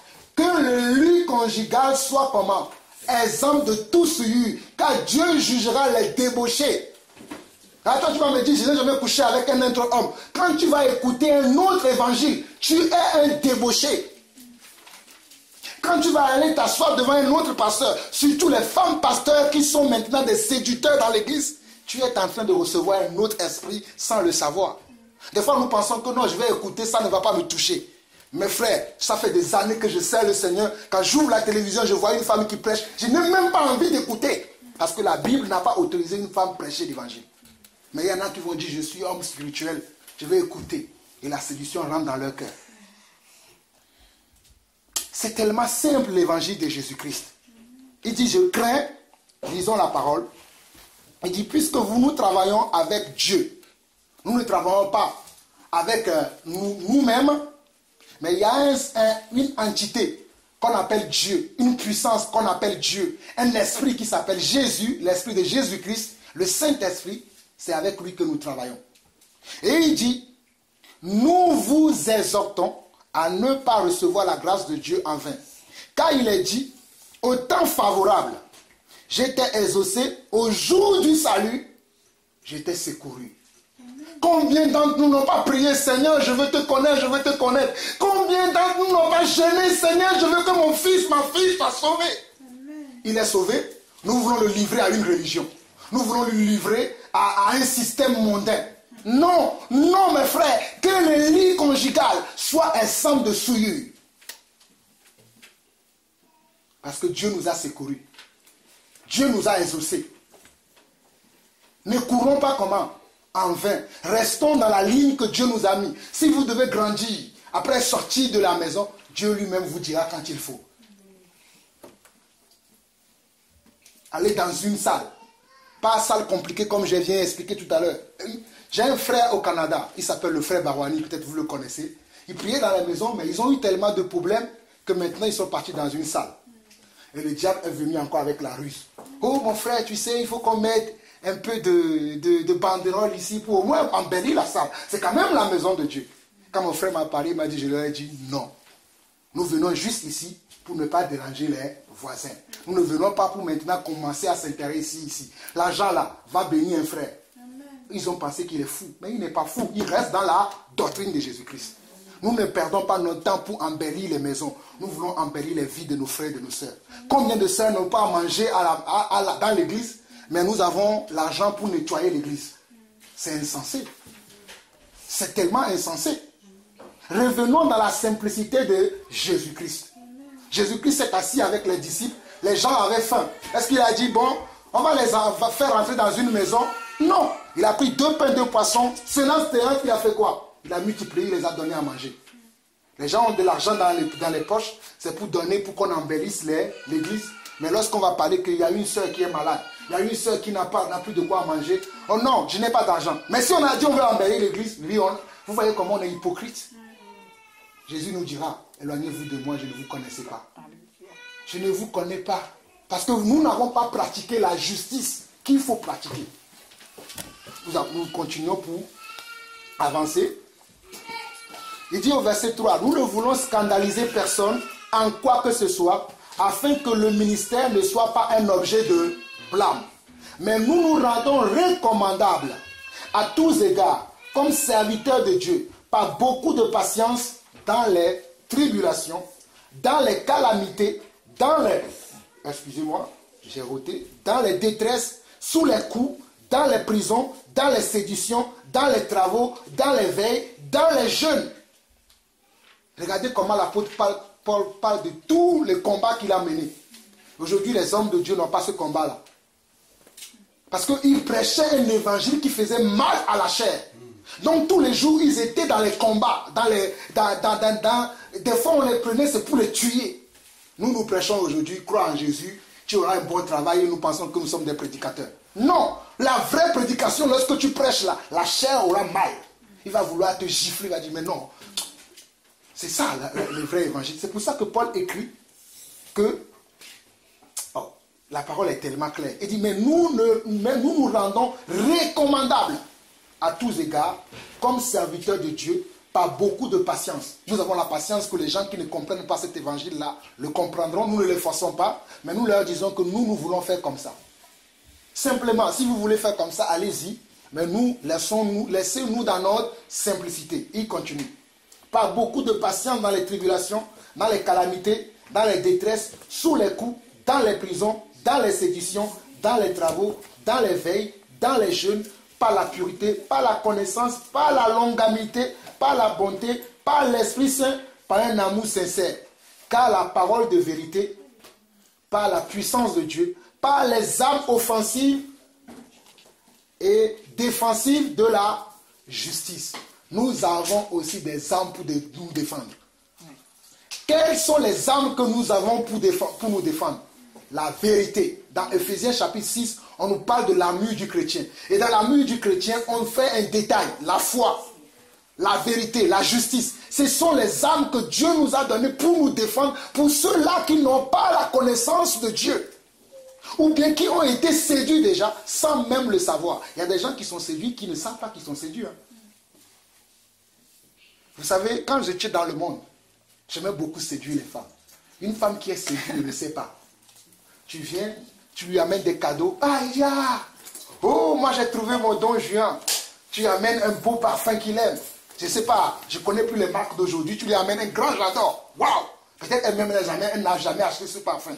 Elle dit, j'ai trouvé l'homme de ma vie. Mais toi, dès que tu as ce que tu veux, tu continues, tu cherches une autre femme. C'est la même chose dans l'église. Le diable, il vient, il s'introduit, il arrive à nous séduire. Dès qu'il a fait le désordre qu'il veut faire, il s'en va ailleurs. C'est comme ça que le diable va d'assemblée en assemblée et il casse les assemblées. Vous avez une grande responsabilité dans cette assemblée d'Angerville. Parce qu'il y a encore des gens qui doivent sortir, qui doivent voir la simplicité que vous avez, l'amour qui vous réunit, la compassion que vous avez les uns des autres, la facilité que vous avez à vous aimer les uns les autres, à vous supporter. Il y a des gens qui sont ici, qui sont de l'Antilles française. Il y a des gens qui viennent de l'Afrique du Nord. Il y a des gens qui sont blancs. Il y a des gens qui sont noirs. Il y a des gens qui sont français. Il y a des gens qui sont étrangers. Mais tout ça forme l'Église. C'est pour ça que nous devons nous supporter les uns les autres. Parce que quand je parle de tout ça, nous avons des cultures différentes. Des éducations différentes. Même des manières de manger différentes. Moi, quand j'étais en Afrique, je ne mangeais pas des légumes. Hein. Mais j'ai appris à manger des légumes en France. C'est bon les légumes. Dans le royaume de Dieu, la Bible dit que les forts doivent supporter les faibles. Il y a des gens qui vont... Moi, je ne mange pas des légumes, je ne mange pas des légumes, on va lui faire... Je ne mange pas. Ça aussi, ce n'est pas de l'amour. Le frère t'a honoré. Il te donne un plat. Non, moi, chez nous, on mange la semoule. S'il n'y a pas la semoule, je ne mange pas. Non, tu penses qu'à toi. La Bible dit que tu dois considérer l'intérêt de l'autre. Ne considère pas que ton intérêt. C'est ça le mariage. Au fait, dans le mariage, tu ne vis plus pour toi. Tu vis toujours pour celui avec lequel tu t'es marié. Pour que lui soit toujours heureux. Et nous, nous sommes mariés avec Dieu. Est-ce que quand Dieu me voit, est-ce qu'il est heureux? Est-ce qu'il se dit, voici mon fils? Voici mon... Oh, celui que j'ai choisi. Est-ce qu'il le dit de nous? C'est cette question que nous tous, nous devons nous poser. Et si en quelques points, Dieu dit non, il y a ça à changer, faisons l'effort de le faire. Amen. Parce que la Bible dit, si vous attendez sa voix, n'endurcissez pas vos cœurs. Parce que Dieu peut revenir d'un instant à l'autre. Tous les signes sont accomplis. Les signes annonciateurs. Nous avons vu en France, comment les tornades ont cassé des maisons ces derniers temps. Nous avons vu dans le monde entier, actuellement c'est la Côte d'Ivoire qui est brisée par les tornades. Ce sont les signes annonciateurs du retour de notre Seigneur. Il a dit dans Matthieu 24 que lorsque je vais revenir, vous verrez ces choses qui vont arriver. Sachez que mon retour est comment? Ne va pas tarder. Donc veillez vraiment à notre style de vie, à notre style de servir aussi le Seigneur. Nous avançons pour finir.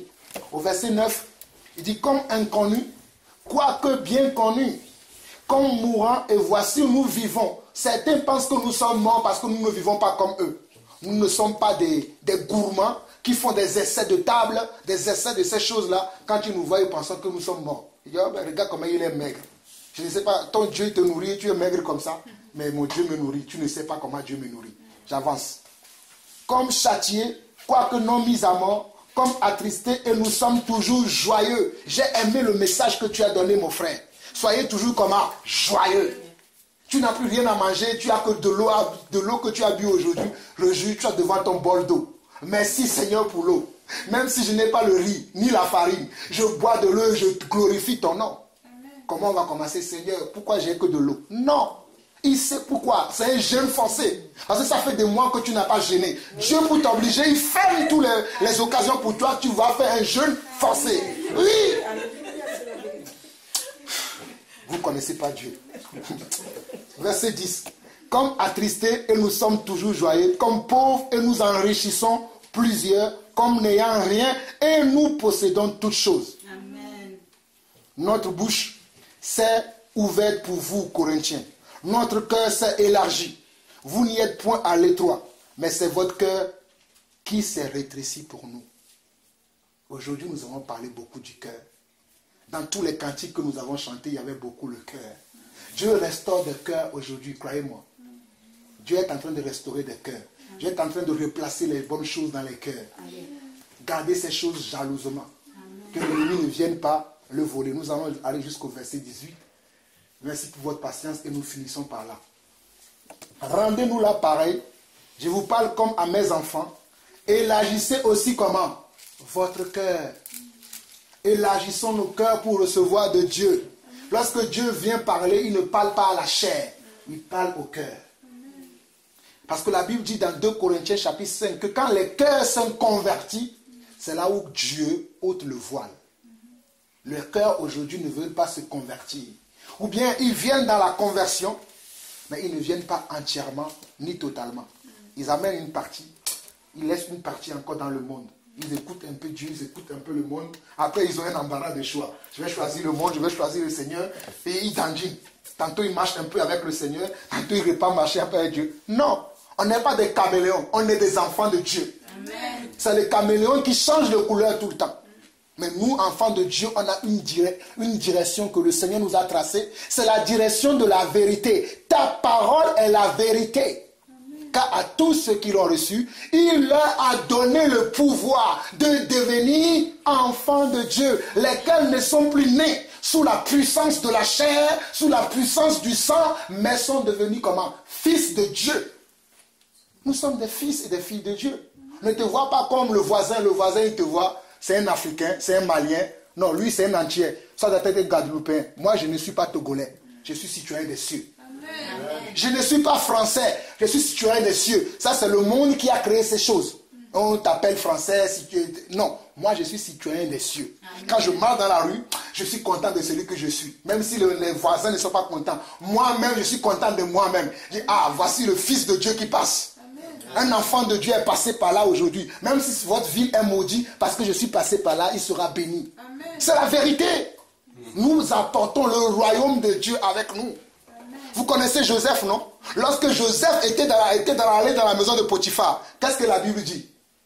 La Bible dit que, amen, la maison de Potiphar prospérait. Vous êtes la bénédiction même de vos entreprises si vous ne savez pas. Et un jour on vous dit, tu n'as plus d'emploi. Non, mon frère, glorifie le Seigneur parce que tu vas aller bénir une autre entreprise quelque part.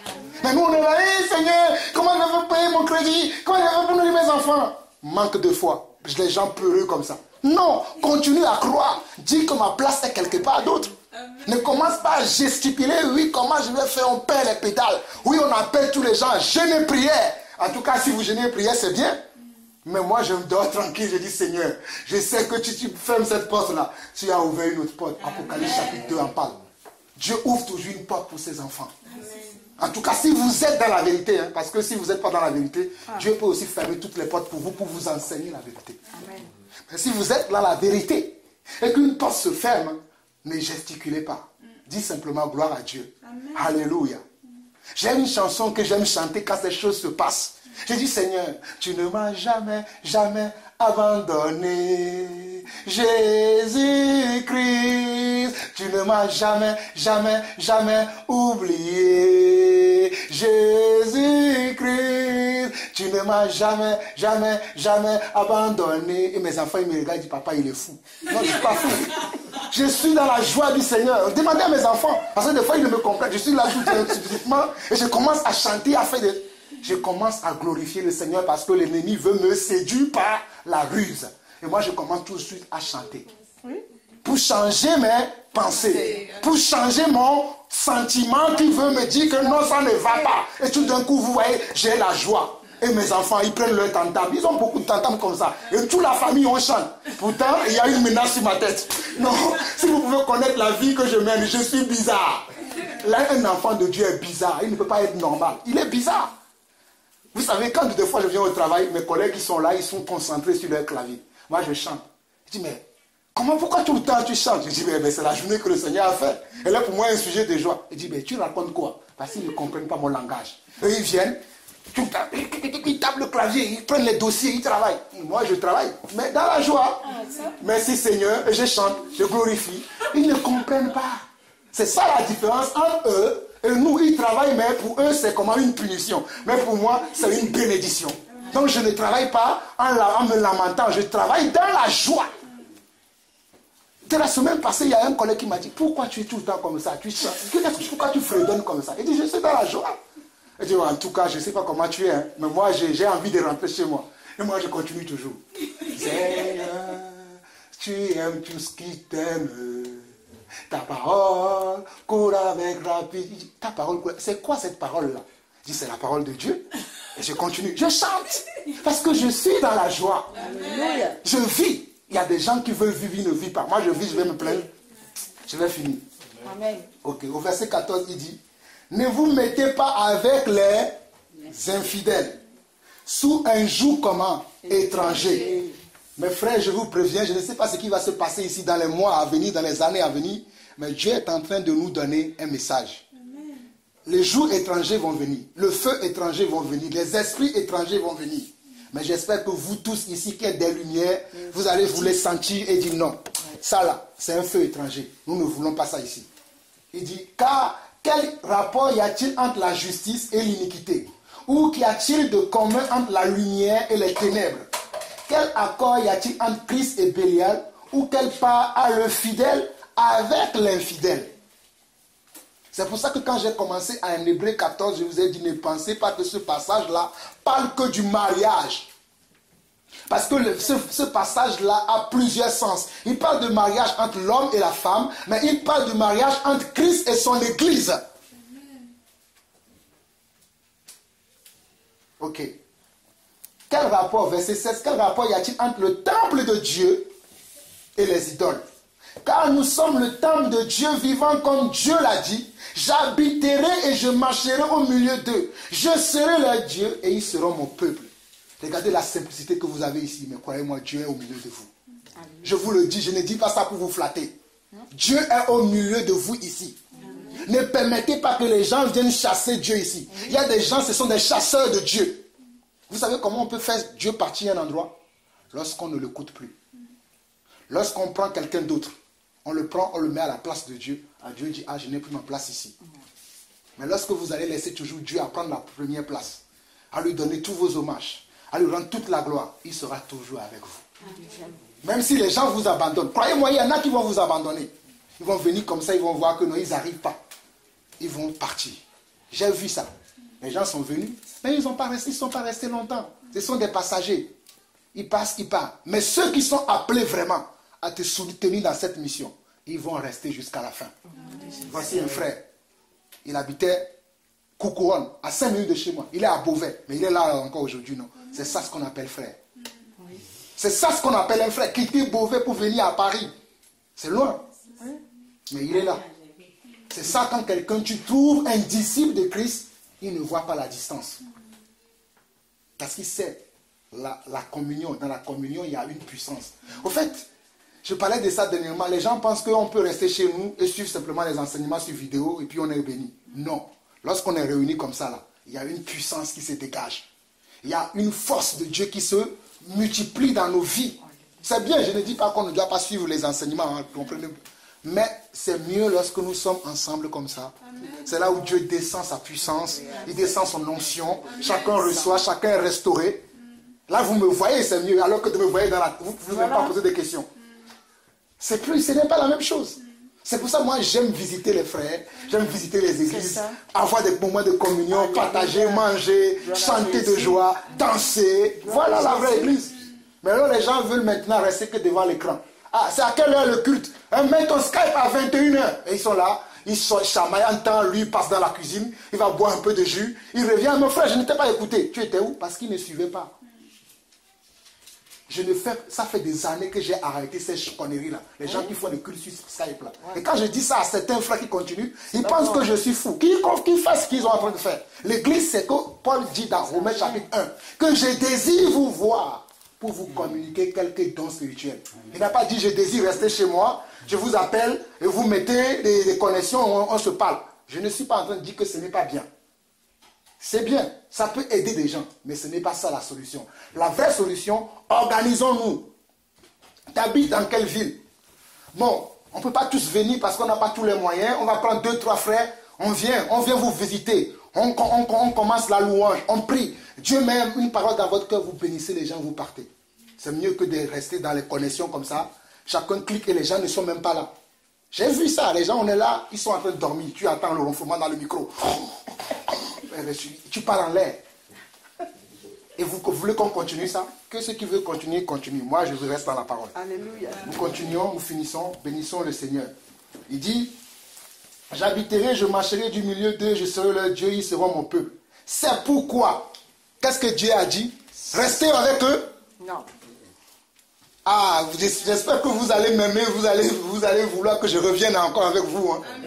Qu'est-ce que Dieu dit? Sortez du milieu d'eux. Ce n'est pas Jean-Paul Lasson qui a inventé ça, c'est Dieu qui a dit sortez du milieu d'eux. Ceux qui veulent se distraire eux-mêmes pensant qu'ils sont en train de servir Dieu. Non, il dit sortez du milieu d'eux et séparez-vous, dit le Seigneur. Ne touchez pas à ce qui est impur et je vous accueillerai. Je serai pour vous un père et vous serez pour moi des fils et des filles, dit le Seigneur Tout-Puissant. Amen. Je ne vais plus faire de commentaires. Que celui qui a des oreilles pour entendre, entend ce que son esprit dit à son église. Que Dieu vous bénisse. Amen. Amen.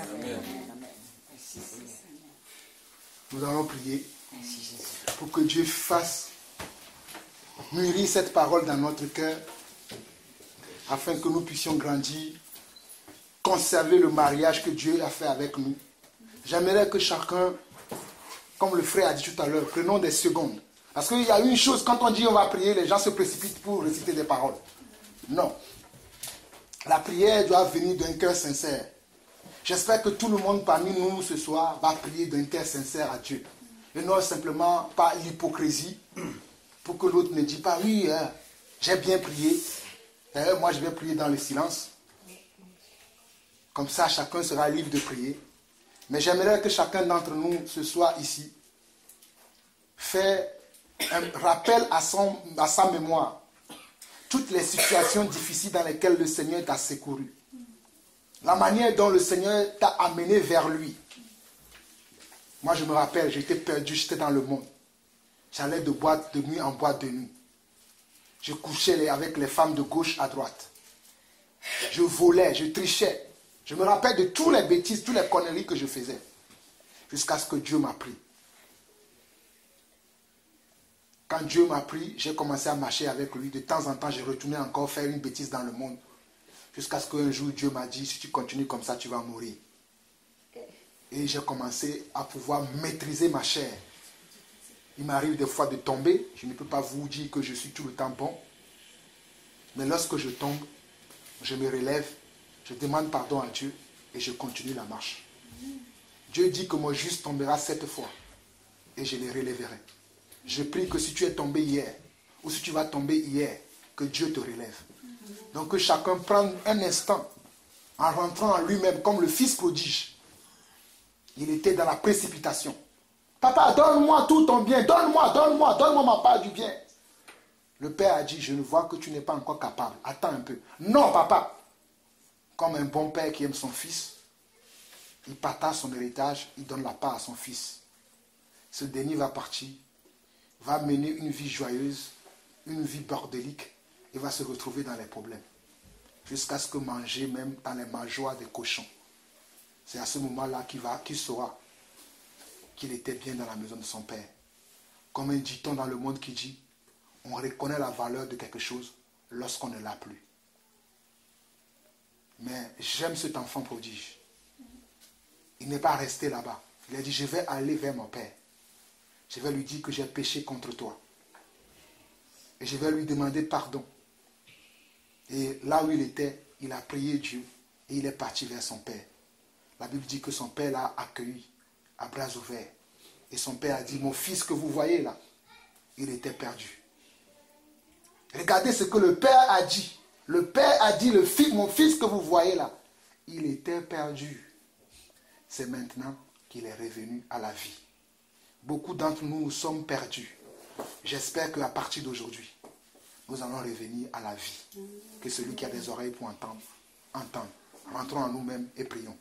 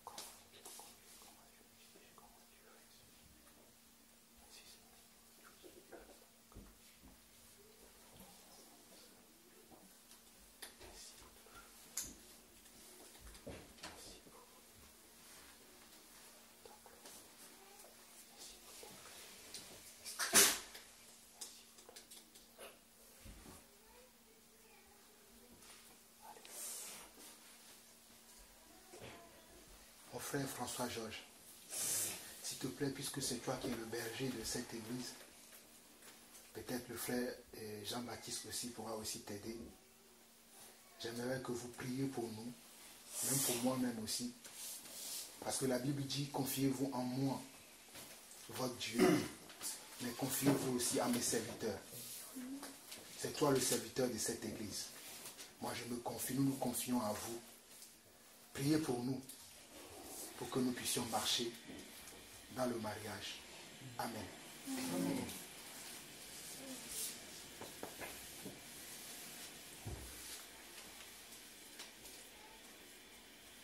Béni sois-tu, Seigneur, notre Dieu, notre Père. Nous te sommes reconnaissants encore pour ta miséricorde à notre égard. Et merci encore pour ta parole, parce qu'au travers de ton serviteur, tu nous as encore interpellés.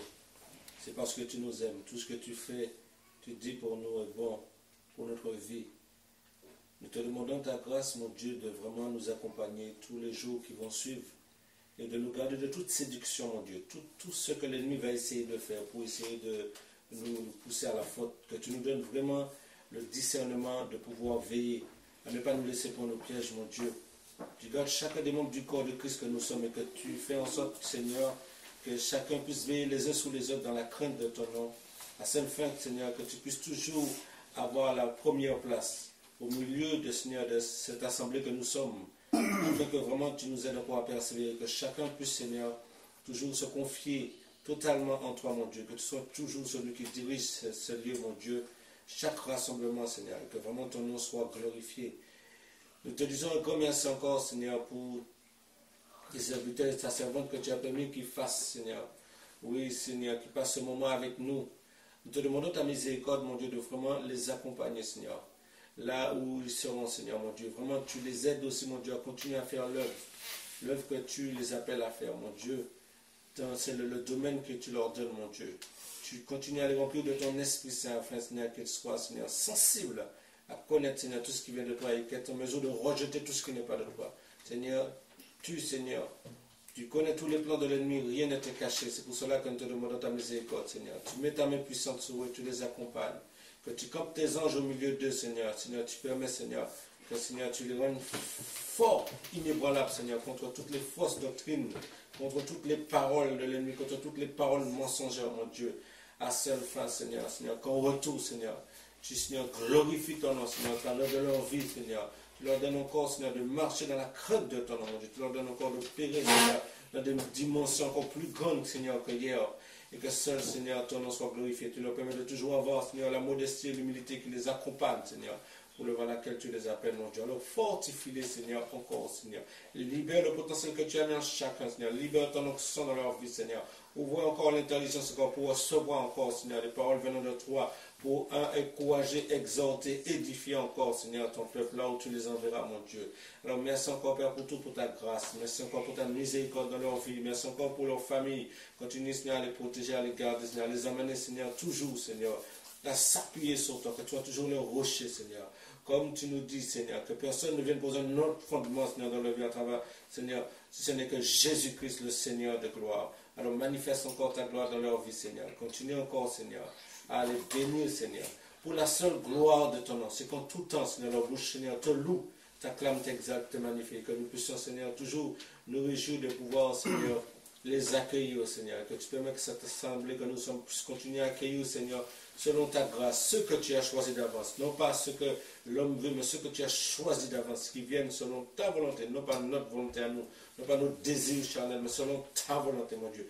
Alors que tu continues à ouvrir des portes, Seigneur, pour leur vie, pour la vie de cette assemblée, pour chacun des membres. Et tu fermes des portes. Si tu vois que nous ne devons pas aller, Seigneur, quel que soit l'endroit, tu fermes des portes, Seigneur. Tu les empêches, Seigneur, d'aller comme, Seigneur, tu as envoyé, Seigneur, aussi par ton esprit, Seigneur, empêcher Paul d'aller là où il fallait pas aller. Et tu l'as poussé à aller là où il devait aller.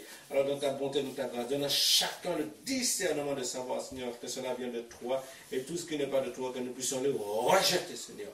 Merci pour ta grande bonté, merci pour ta miséricorde, merci pour tes compassions nombreuses, Seigneur. Merci, Seigneur, pour ton amour. Merci, Seigneur, pour ta puissance. Merci, Seigneur, pour ta grâce dans nos vies à tous, Seigneur. Et nous remettons vraiment ce temps entre tes mains, Seigneur. Tu nous permets de passer une bonne nuit de sommeil et que toutes les paroles qui ont pu être annoncées, Seigneur, soient, Seigneur, scellées dans nos cœurs, que Satan n'ait aucune influence, aucun pouvoir sur nous d'enlever quoi que ce soit, par la puissance du nom de Jésus, par la puissance de ton esprit, Seigneur. Alors tu nous gardes, tu nous fais triompher de tous nos ennemis, mon Dieu, au nom de Jésus-Christ. Et tu nous donnes à ne point nous laisser l'âme découragée, mais que nous soyons fortifiés encore par ta parole, dans la foi, dans le nom du Fils de Dieu. Merci, Seigneur Dieu, de ce que tu règnes au siècle de siècle. Merci pour ta grande parole, merci pour ta puissance, ton autorité. Je te rends grâce et gloire, je te remercie, Père, pour tout, au nom de Jésus. Amen. Amen. Amen. Oui, Père éternel, je te remercie, je te rends grâce parce que aujourd'hui encore tu nous as fendu le cœur en nous montrant notre misère. Seigneur, nous ne sommes pas dignes de ce contrat de mariage et je veux te demander pardon pour toutes les fois où j'ai nourri ma chair et je n'ai pas respecté ce contrat. Seigneur, vraiment, amène-nous à nous interroger. Sommes-nous réellement l'épouse que tu veux? Sommes-nous réellement l'épouse qui cherche à t'honorer, à te faire plaisir? Seigneur, pardonne-nous, nous avons ajouté des clauses à ce contrat. Nous avons modifié des clauses à ce contrat et nous sommes fait un petit contrat de mariage sur mesure, mais qui ne t'honore pas, qui ne vient pas de toi. Seigneur, ce contrat, c'est ton évangile. Aide-nous, Seigneur, change nos cœurs, que nous ayons un cœur simple, un cœur pur, et que nous revenions à cet évangile, cette pureté, cette simplicité, Seigneur.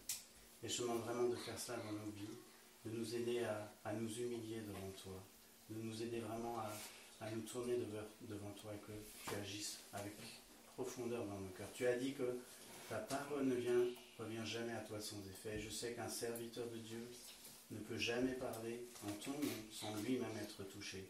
Et je demande tout ce que notre frère a dit, que cela puisse agir dans sa vie, dans la vie de nos frères, de tes enfants qui sont venus nous rendre visite, et dans la vie de ton Église, ici-bas, Seigneur. Et que tous ensemble, nous cherchions à être une épouse qui te ressemble, qui t'honore, qui veut te servir, et qui veut rester dans la simplicité de ton évangile. Seigneur, rappelle-nous quel est ton contrat, que cet évangile que tu nous as donné, que cette parole que tu nous as donnée, nous puissions la relire avec simplicité, avec de nouveaux yeux.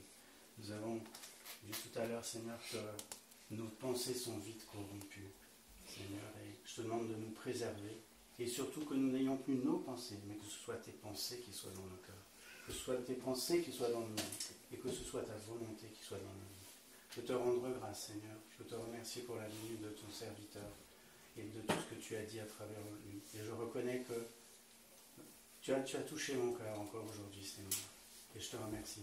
Je demande vraiment de les fortifier, de les aider à défendre la saine doctrine, de les aider à défendre ta vérité, Seigneur. Et que partout où ils aillent, Seigneur, ils soient vraiment appuyés par ton Saint-Esprit, remplis de ton Saint-Esprit. Et que partout où ils aillent, ils fassent du bien. Nous sommes la lumière du monde. Nous sommes une source de bénédiction. Que partout où ils aillent, ils soient une source de bénédiction. Le monde même doit le reconnaître. Ces hommes-là, cette femme-là sont différents. Qu'est-ce qui se passe? C'est que ça amène des questions et que leur témoignage, la différence qu'ils aient dans leur vie, amène des hommes et des femmes à te connaître. Et qu'à nouveau, cet évangile, ce contrat de mariage puisse s'étendre. Nous voulons tous vraiment que ce contrat de mariage puisse toucher le plus de monde possible.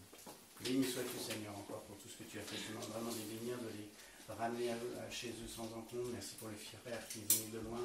Je sais que tu pourvoiras à tous leurs besoins. Et je te demande de les bénir avec abondance. Au nom de ton Fils Jésus-Christ. Amen. Amen. Amen. Soyez bénis. Nous avons partagé un bon moment. Que le Seigneur soit béni.